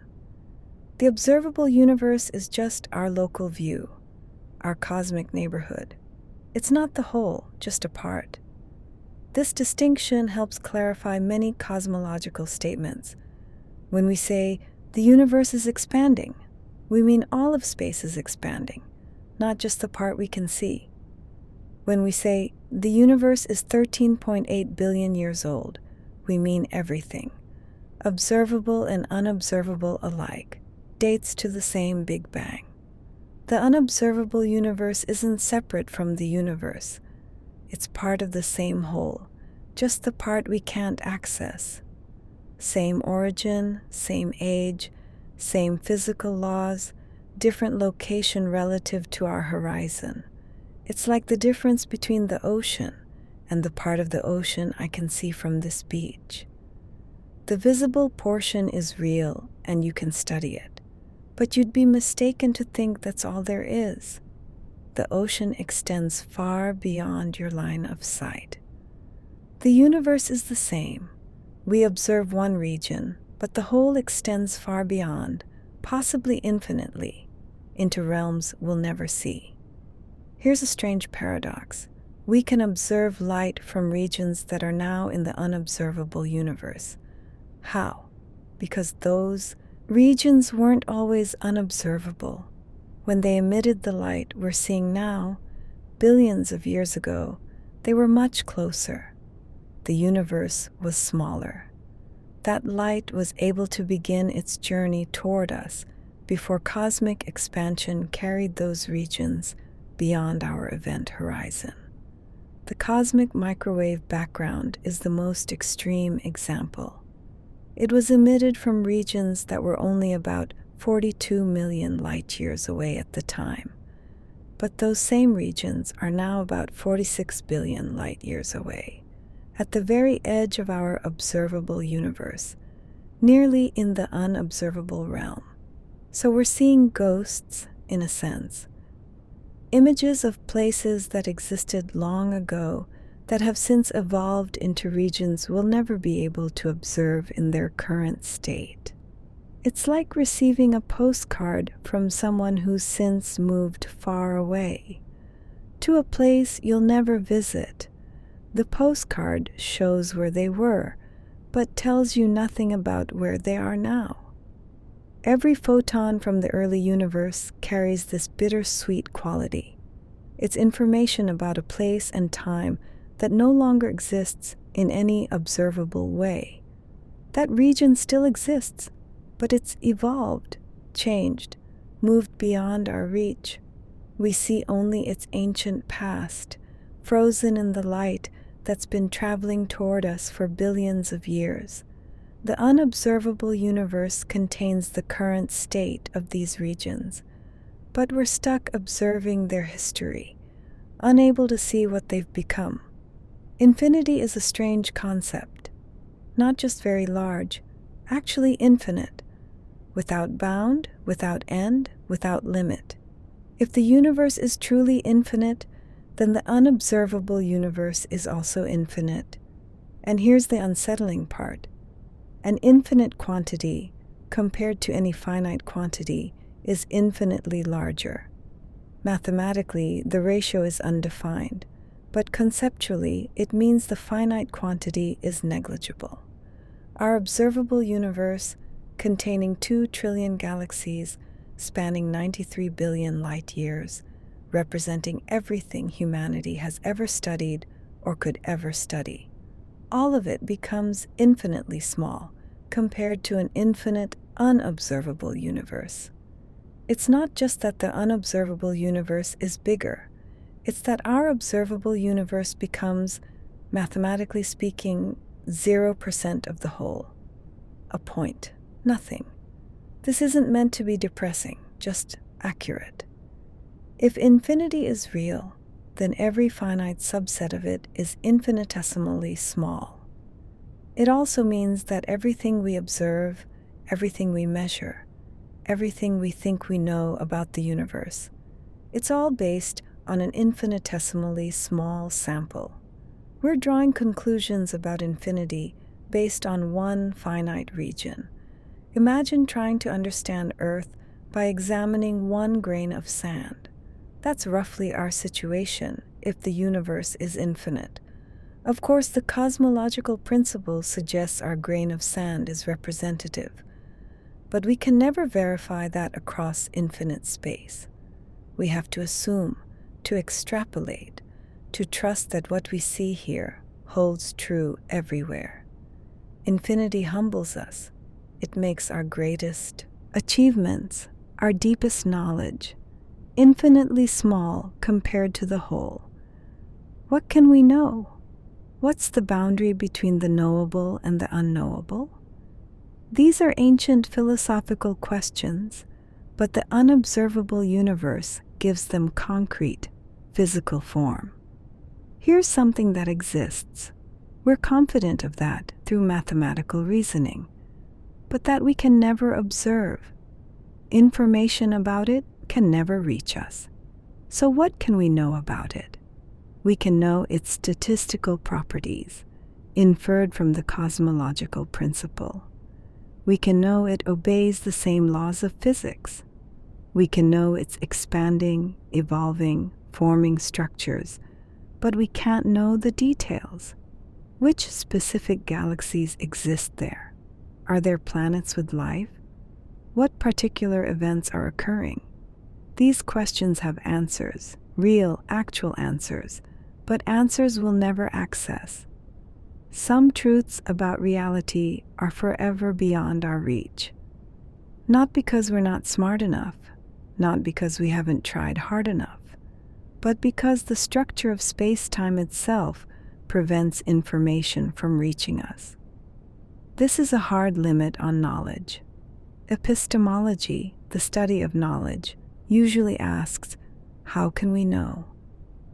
But the unobservable universe asks a different question. What if we simply can't know, no matter what? It's a reminder that reality is larger than human understanding, possibly infinitely larger. The universe doesn't owe us comprehensibility. It doesn't guarantee that conscious beings will be able to understand everything. There are truths beyond our reach, facts we'll never verify, questions we'll never answer. And maybe that's okay. Maybe accepting the limits of knowledge is its own form of wisdom. Not every cosmological theory predicts an unobservable universe. The steady-state theory, popular in the mid-20th century, described a universe that was eternal and unchanging on large scales. In this model, the universe had no beginning. It had always existed and would always exist. As it expanded, new matter was continuously created to maintain constant density. The cosmos looked the same at all times, in all places. If the steady-state theory were correct, there would be no cosmic horizon. Light from any region, no matter how distant, would have had infinite time to reach us. Everything would eventually be observable. But observations proved this theory wrong. The discovery of the cosmic microwave background in 1965 was the death blow. It showed the universe had been different in the past, hot and dense, not in a steady state. The Big Bang model replaced it, and with the Big Bang came horizons. A universe with a beginning means light has only had finite time to travel, and that creates unobservable regions. So the existence of the unobservable universe is tied to the fact that the universe had a beginning, that it's evolved over time, that it hasn't always been the way it is now. It's interesting to note that the question of observability depends on which cosmological model is correct. Different theories predict different structures, different horizons, different relationships between what we can see and what exists. The unobservable universe isn't just a fact, it's a consequence of our specific cosmic history. Time moves in only one direction, and cosmic expansion ensures that regions slip from observable to unobservable, never the reverse.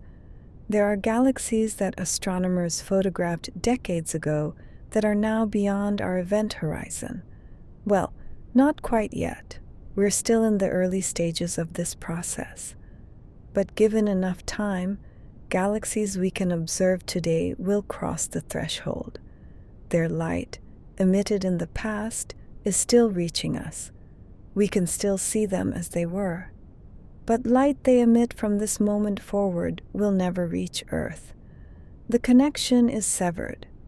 Imagine looking at an old photograph of a distant galaxy, knowing that the galaxy still exists, but is now forever beyond observation.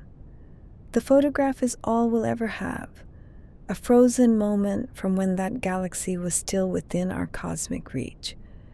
This one-way transition is built into the structure of cosmic expansion with dark energy. The event horizon moves inward relative to the galaxies around us. More and more of them slip beyond it, entering the unobservable realm. We're living through the early stages of cosmic isolation. In the far future, this process will be nearly complete. Most galaxies will be gone, and the observable universe will be nearly empty. But right now, we're in the transition. We can still see most of what we'll ever see, but we're beginning to lose access at the edges. Each passing moment, a few more stars, a few more galaxies, cross the threshold into the forever unobservable. The anthropic principle is simple. We observe the universe from a location where observers can exist. This seems obvious, but it has subtle implications. For life to exist, certain conditions must be met. Stars must form to create heavy elements. Planets must be stable. The laws of physics must allow complex chemistry. If any of these conditions weren't met, we wouldn't be here to observe anything. So the fact that we observe a life-friendly universe is, in a sense, inevitable. We couldn't observe any other kind because we wouldn't exist in any other kind. But this reasoning only applies to our observable region. The unobservable universe doesn't need to be hospitable to life. We're not there to observe it, so it could have very different properties. Maybe some regions have stronger dark energy, preventing galaxy formation. Maybe others have different values for fundamental constants, making chemistry impossible. Maybe vast stretches of the unobservable universe are sterile, lifeless, dark. We find ourselves in a habitable cosmic bubble, but that might be selection bias. We observe this region because we can exist here. The unobservable universe might contain every possible variation, most of them inhospitable to life.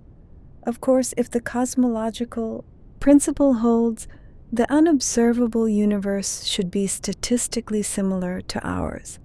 But we can't verify that. And some theories, like eternal inflation, predict variation across different regions. So while our observable universe must be life-friendly, otherwise we wouldn't be here. The unobservable universe is under no such constraint. In the very far future, trillions upon trillions of years from now, the universe will reach a state called heat death. All stars will have burned out. All matter will have decayed or fallen into black holes. All black holes will have evaporated through Hawking radiation. What remains is a vast, cold, empty space at maximum entropy. No structure, no energy gradients, no possibility of doing work or organizing matter. Just uniform, featureless emptiness at a temperature infinitesimally above absolute zero. This fate awaits the observable universe, but it also awaits the unobservable universe. The same thermodynamic laws apply everywhere. The same relentless increase in entropy. The same progression toward equilibrium. So in the deepest future, both observable and unobservable regions will reach the same final state. Silent, dark, cold, empty. Heat death is universal, but they'll reach it separately, in isolation.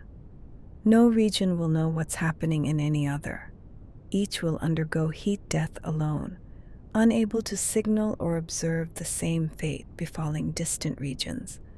It's a lonely end, not just for our observable universe, but for every cosmic bubble separated by horizons, each experiencing the same slow fade into darkness, each isolated and alone. Of course, this assumes current physics is correct and complete. There might be processes we don't understand, phenomena that become relevant on such vast timescales. But based on what we know now, heat death appears inevitable, universal, and cosmically lonely. The unobservable universe will die the same death as ours, just beyond our ability to witness it. Quantum mechanics tells us that unobserved systems exist in superpositions, multiple states at once, until observation collapses them into a single definite state. Usually this applies to microscopic systems. An electron can be in a superposition of spin states. A photon can be in a superposition of polarizations. Then you measure it, and it becomes definite.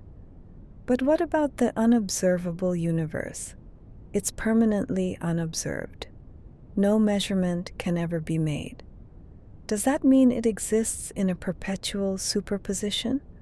Some interpretations of quantum mechanics would say yes. If observation collapses wave functions, and the unobservable universe can never be observed, then maybe it's in a quantum superposition of all possible configurations. Not this galaxy here and that star there, but a quantum blur of all possibilities, all coexisting until, well, forever, because no observation will ever collapse it. Other interpretations, like the many worlds interpretation, would say the wave function never collapses. Anyway, so the question doesn't arise. The unobservable universe has definite properties in each branch of the multiverse, even if we can't observe them. And still other interpretations would say that decoherence, interaction with the environment, effectively collapses wave functions without conscious observation. So the unobservable universe is perfectly definite even though we can't see it. This is deeply speculative territory. We're applying quantum mechanics to cosmological scales, which might not even be valid. But it raises interesting questions about the nature of reality beyond observation. Is it definite, probabilistic, multiple? We may never know. Right now, orbiting in space 1,000,000 miles from Earth, the James Webb Space Telescope is peering deeper into the universe than we've ever seen before. Its infrared eyes can detect the faint, red-shifted light from galaxies that formed when the universe was only a few 100 million years old. These are among the most distant objects we can observe. Galaxies so far away that their light has been traveling toward us for over 13 billion years. We see them as they were in the ancient past, young and small, just beginning to form stars. Webb is pushing our observable limit, revealing galaxies that are tantalizingly close to the cosmic horizon. Each new discovery is a glimpse of the early universe, a view of cosmic dawn when the first stars were igniting. But even Webb has limits. There's only so far it can see. Beyond a certain distance, beyond a certain redshift, galaxies become too faint, their light too stretched and dimmed by cosmic expansion. And beyond that lies the unobservable universe, galaxies that formed even earlier, that are even more distant, whose light will never reach us, no matter how powerful our telescopes become. Webb is showing us the edge of what's possible. It's revealing the most distant, observable structures, bringing us as close to the cosmic horizon as current technology allows. But it's also making clear just how much lies beyond, the vast unobservable realm that no telescope, no matter how advanced, will ever reveal. Each image Webb sends back is a reminder of both what we can achieve and what we can never reach. There's a mystery brewing in cosmology. When we measure the expansion rate of the universe, the Hubble constant, using different methods, we get slightly different answers, and the differences are too large to be random error. One method uses the cosmic microwave background, the ancient light from the early universe. Based on this, the Hubble constant should be about 67 kilometers per second per megaparsec. Another method uses distance measurements to nearby galaxies and supernovae, working outward like climbing a cosmic ladder. This method gives about 73 kilometers MPC. The difference might seem small, but it's statistically significant. Something is wrong. Either our measurements have undetected errors, or our understanding of cosmic expansion is incomplete. This matters for the unobservable universe because the Hubble constant determines where the cosmic horizons lie. It affects how quickly regions are slipping beyond our reach, how large the observable universe is, how the boundary between observable and unobservable is evolving. If the true expansion rate is faster, more of the universe is already unobservable than we think.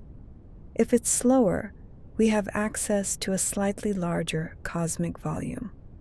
Resolving the Hubble tension might require new physics. Perhaps dark energy isn't constant, or perhaps there are subtleties in how the universe expands that we haven't accounted for. Or maybe it's just measurement uncertainty that will be resolved with better data.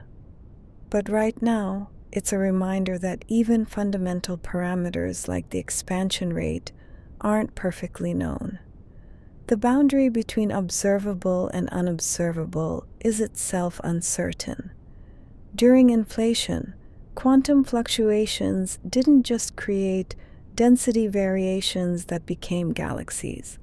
They also created ripples in space-time itself, primordial gravitational waves, frozen into the fabric of space by the exponential expansion. These waves would have left an imprint on the cosmic microwave background, a subtle pattern in the polarization of that ancient light. Detecting this pattern would be direct evidence of inflation, confirming that our universe and the unobservable universe underwent that dramatic early expansion. So far, this signal hasn't been definitively detected. It's incredibly faint, buried in noise and foreground contamination. But experiments are getting more sensitive, and detection might be possible in the coming decades. If we find it, we'll learn about the energy scale of inflation, how rapidly space expanded, and what conditions were like in the first fraction of a second. This tells us not just about our observable patch, but about the inflationary process that created the unobservable universe too. Because inflation was a global event. It didn't just expand our local region, it expanded everything, creating the structure and scale of both observable and unobservable realms. So primordial gravitational waves carry information about the origins of the unobservable universe, even though they're detected here in our cosmic bubble. They're messengers from the moment when observable and unobservable were still connected, before inflation separated them forever. It's a tantalizing possibility, using observations of our local patch to learn about the creation of regions we'll never observe directly. The cosmic microwave background isn't perfectly uniform. It has tiny variations in temperature, about 1 part in 100,000, representing regions that were slightly denser or less dense in the early universe. These fluctuations are incredibly informative. They tell us about the initial conditions that seeded galaxy formation. They constrain models of inflation. They reveal the geometry and composition of the universe. And they might tell us something about the unobservable universe too. The statistical properties of these fluctuations, their amplitude, their scale dependence, their patterns, are determined by the physics of the early universe, physics that operated everywhere, not just in our observable patch. If eternal inflation is real, if different regions have different properties, we might see subtle signatures in the CMB, perhaps anomalies, patterns that don't quite fit the standard model, hints of collisions with other bubble universes. Some researchers have looked for such anomalies. There are a few puzzling features, the cold spot, certain alignment anomalies, but nothing definitively pointing to physics beyond our observable bubble. Still, the CMB remains our best window into the earliest moments of cosmic history, the moment when the observable and unobservable were being born together. Those tiny temperature fluctuations are fossils from that ancient time, carrying information about the global structure of space. Most of what they tell us applies equally to the unobservable universe. Same initial conditions, same inflationary physics, same fundamental processes. We're learning about reality beyond our horizon by studying the ancient light that surrounds us. What if our observable universe isn't alone? What if eternal inflation has created countless other bubbles, each a region where inflation ended and normal physics began? These bubbles would be causally disconnected from ours, separated by eternally inflating space. But in rare cases, two bubbles might collide during their formation, and such a collision might leave detectable marks. Some cosmologists have searched for these marks in the cosmic microwave background. A bubble collision would create a distinctive pattern, a disk-shaped feature with specific temperature and polarization properties. So far, no convincing evidence has been found. The CMB appears consistent with a single, isolated inflationary patch, but the search continues because the stakes are high. If we found evidence of a bubble collision, it would revolutionize cosmology. It would mean the unobservable universe isn't just more of the same. It contains genuinely separate regions, perhaps with different physical properties, different laws, different possibilities. Our observable universe would be just one bubble in a vast multiverse landscape. And while we could never directly observe other bubbles, we might see the scars from ancient collisions, moments when our bubble briefly touched another. It's speculative science, pushing at the boundaries of what we can test. But it shows how the concept of the unobservable universe connects to deeper questions about cosmic origins, the multiverse, the structure of reality itself. Even if we never find evidence, the search itself reveals how cosmology grapples with the boundary between the knowable and the forever unknowable. Dark energy is the dominant component of the universe, making up about 68% of all energy. It's causing cosmic expansion to accelerate, but we don't understand what it is or how it behaves over time. If dark energy remains constant, a true cosmological constant, then the universe will expand exponentially forever. The observable universe will eventually contain only our local galaxy cluster. The unobservable universe will grow without limit. But if dark energy changes over time, the fate could be different. If it weakens, expansion might decelerate, potentially allowing more distant regions to become observable far in the future. If it strengthens, expansion might accelerate so rapidly that even gravitationally bound structures get torn apart, a scenario called the Big Rip. In the Big Rip scenario, occurring perhaps 20 billion years from now, dark energy becomes so strong that it overcomes all forces. First, galaxy clusters are torn apart, then galaxies, then solar systems, then planets, then atoms themselves. Everything shreds into elementary particles in a final cosmic catastrophe. This would happen everywhere, observable and unobservable alike. The entire universe, every region, every structure would be destroyed. Or maybe dark energy will decay away, becoming negligible, allowing the universe to evolve in yet another direction. We simply don't know. The nature of dark energy determines not just what we'll be able to observe in the future, but the ultimate fate of all structure, all matter, everywhere. Observable and unobservable regions share this fate, whatever it turns out to be. Every improvement in measuring cosmic parameters, the Hubble constant, the density of dark energy, the curvature of space, refines our understanding of how much universe exists beyond what we can see. If we measure the universe to be exactly flat, that suggests infinity.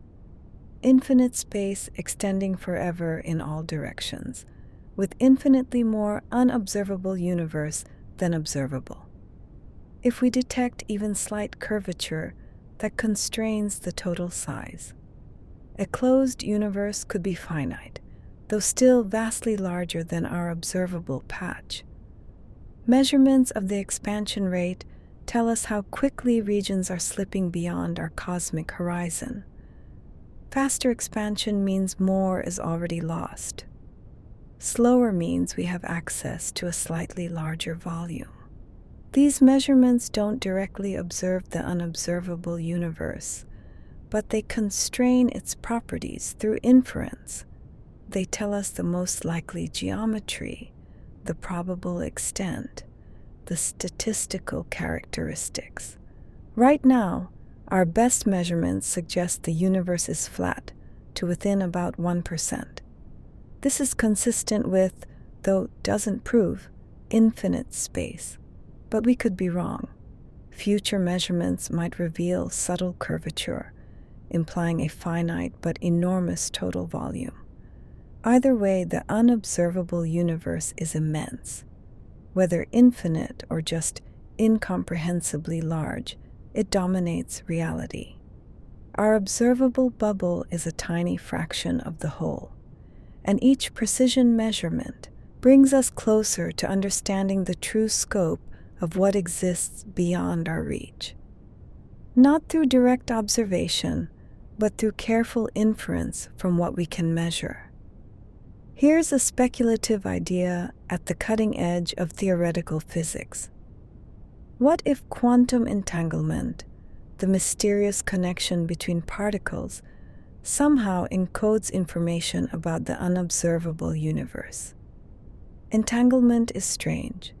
Two particles can be connected such that measuring one instantly affects the other, regardless of distance. It's been verified experimentally, but we don't fully understand its implications, especially on cosmic scales. Some theorists have proposed that entanglement patterns across the cosmic horizon might carry subtle information about what lies beyond. Perhaps correlations in quantum fields extending across the boundary between observable and unobservable could be detected and decoded. This is highly speculative. We have no experimental evidence for it, and it's not clear how such information could be extracted even if it exists. Entanglement doesn't allow faster-than-light communication, so it shouldn't allow us to circumvent the cosmic horizon. But it raises interesting questions at the intersection of quantum mechanics and cosmology. Does quantum entanglement respect cosmic horizons? Are particles in the observable universe entangled with particles beyond our reach? What would that mean? These questions touch on deep issues in quantum gravity and the nature of space-time. They might be answerable, or they might be forever beyond our ability to test. But they show how the concept of the unobservable universe pushes us to think about the foundations of physics. It forces us to confront the limits of observation, the nature of information, and the relationship between quantum mechanics and cosmological horizons. This is worth reflecting on as we near the end of our journey. When you look at the night sky, you're not seeing the universe as it is right now. You're seeing a mosaic of different cosmic epochs, stitched together by the finite speed of light. The moon is about 1 second in the past. The sun is 8 minutes old. The nearest stars are years in the past. Distant galaxies are billions of years old. Images from when the universe was young, when Earth didn't yet exist. And the most distant observable light, the cosmic microwave background, shows us the universe as it was 13.8 billion years ago, when it was only 380,000 years old. So the observable universe isn't a snapshot of the current state of reality. It's a time machine, showing us layers of cosmic history, with the most distant layers being the oldest. The unobservable universe exists right now, in the present moment, but we'll never see it as it is. We can only see regions as they were in the past, when they were close enough for their light to reach us before cosmic expansion carried them away. This creates a strange temporal structure to our knowledge. We know the past of distant regions, but not their present. We know the present of nearby regions, but can only infer their past from physics and modeling. The universe is not laid out in space for us to observe simultaneously.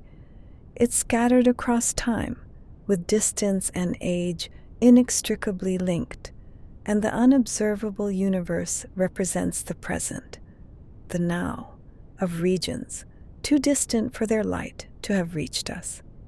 And so we arrive at the final thought, the one to carry with you as you drift towards sleep. The unobservable universe is vast, possibly infinite, filled with galaxies and stars, planets and perhaps life, structures and phenomena we'll never witness. It exists right now, as real as the room you're in, unfolding its cosmic drama in complete isolation from us. We'll never see it, never visit it, never know its details. The light from those distant reaches will travel forever without reaching us. Stories that will never be told, wonders that will never be witnessed. And yet, there's something beautiful about this, something humbling and somehow peaceful. The universe doesn't exist for us. It's not here to be known or understood by humanity. It simply is, vast beyond comprehension, mysterious beyond measure, indifferent to our curiosity. Most of reality is hidden from us. Most of existence unfolds beyond our horizon, in regions we can describe mathematically, but never observe empirically. The unobservable universe is a permanent mystery, a reminder that we're small, that our knowledge is limited, that the cosmos is grander than any story we could tell about it. But perhaps that's okay.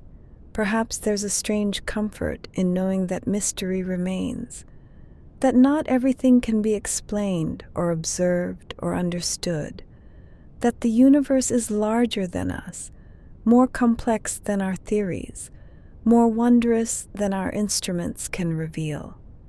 The unobservable universe is out there, right now, existing in its incomprehensible vastness.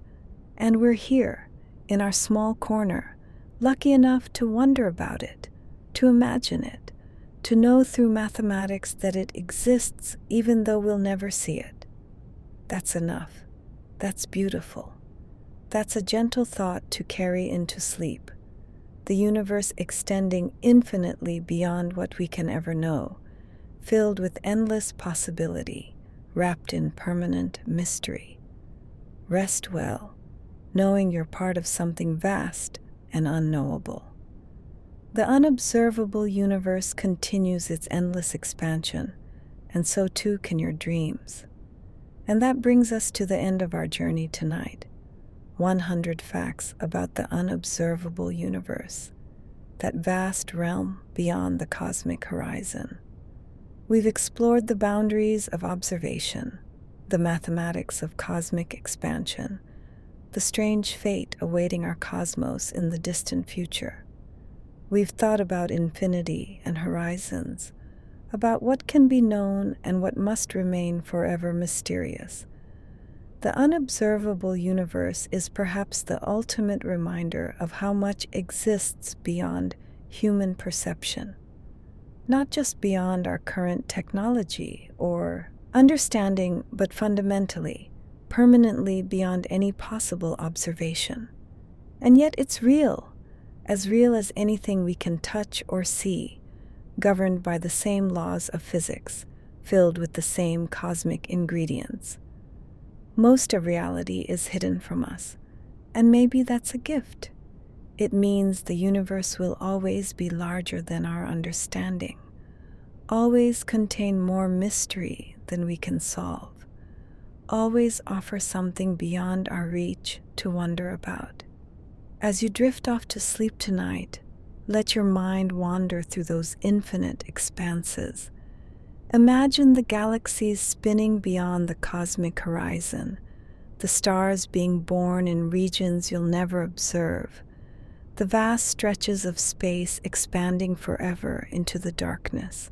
You are here, in your small corner of the observable universe, and somewhere, infinitely far away, The cosmos continues, indifferent, magnificent, unknowable. Thank you for joining me on this journey to the edge of everything we can never see. If you enjoyed this exploration, consider subscribing for more gentle journeys through the cosmos. Until next time, sleep well and dream of infinite things.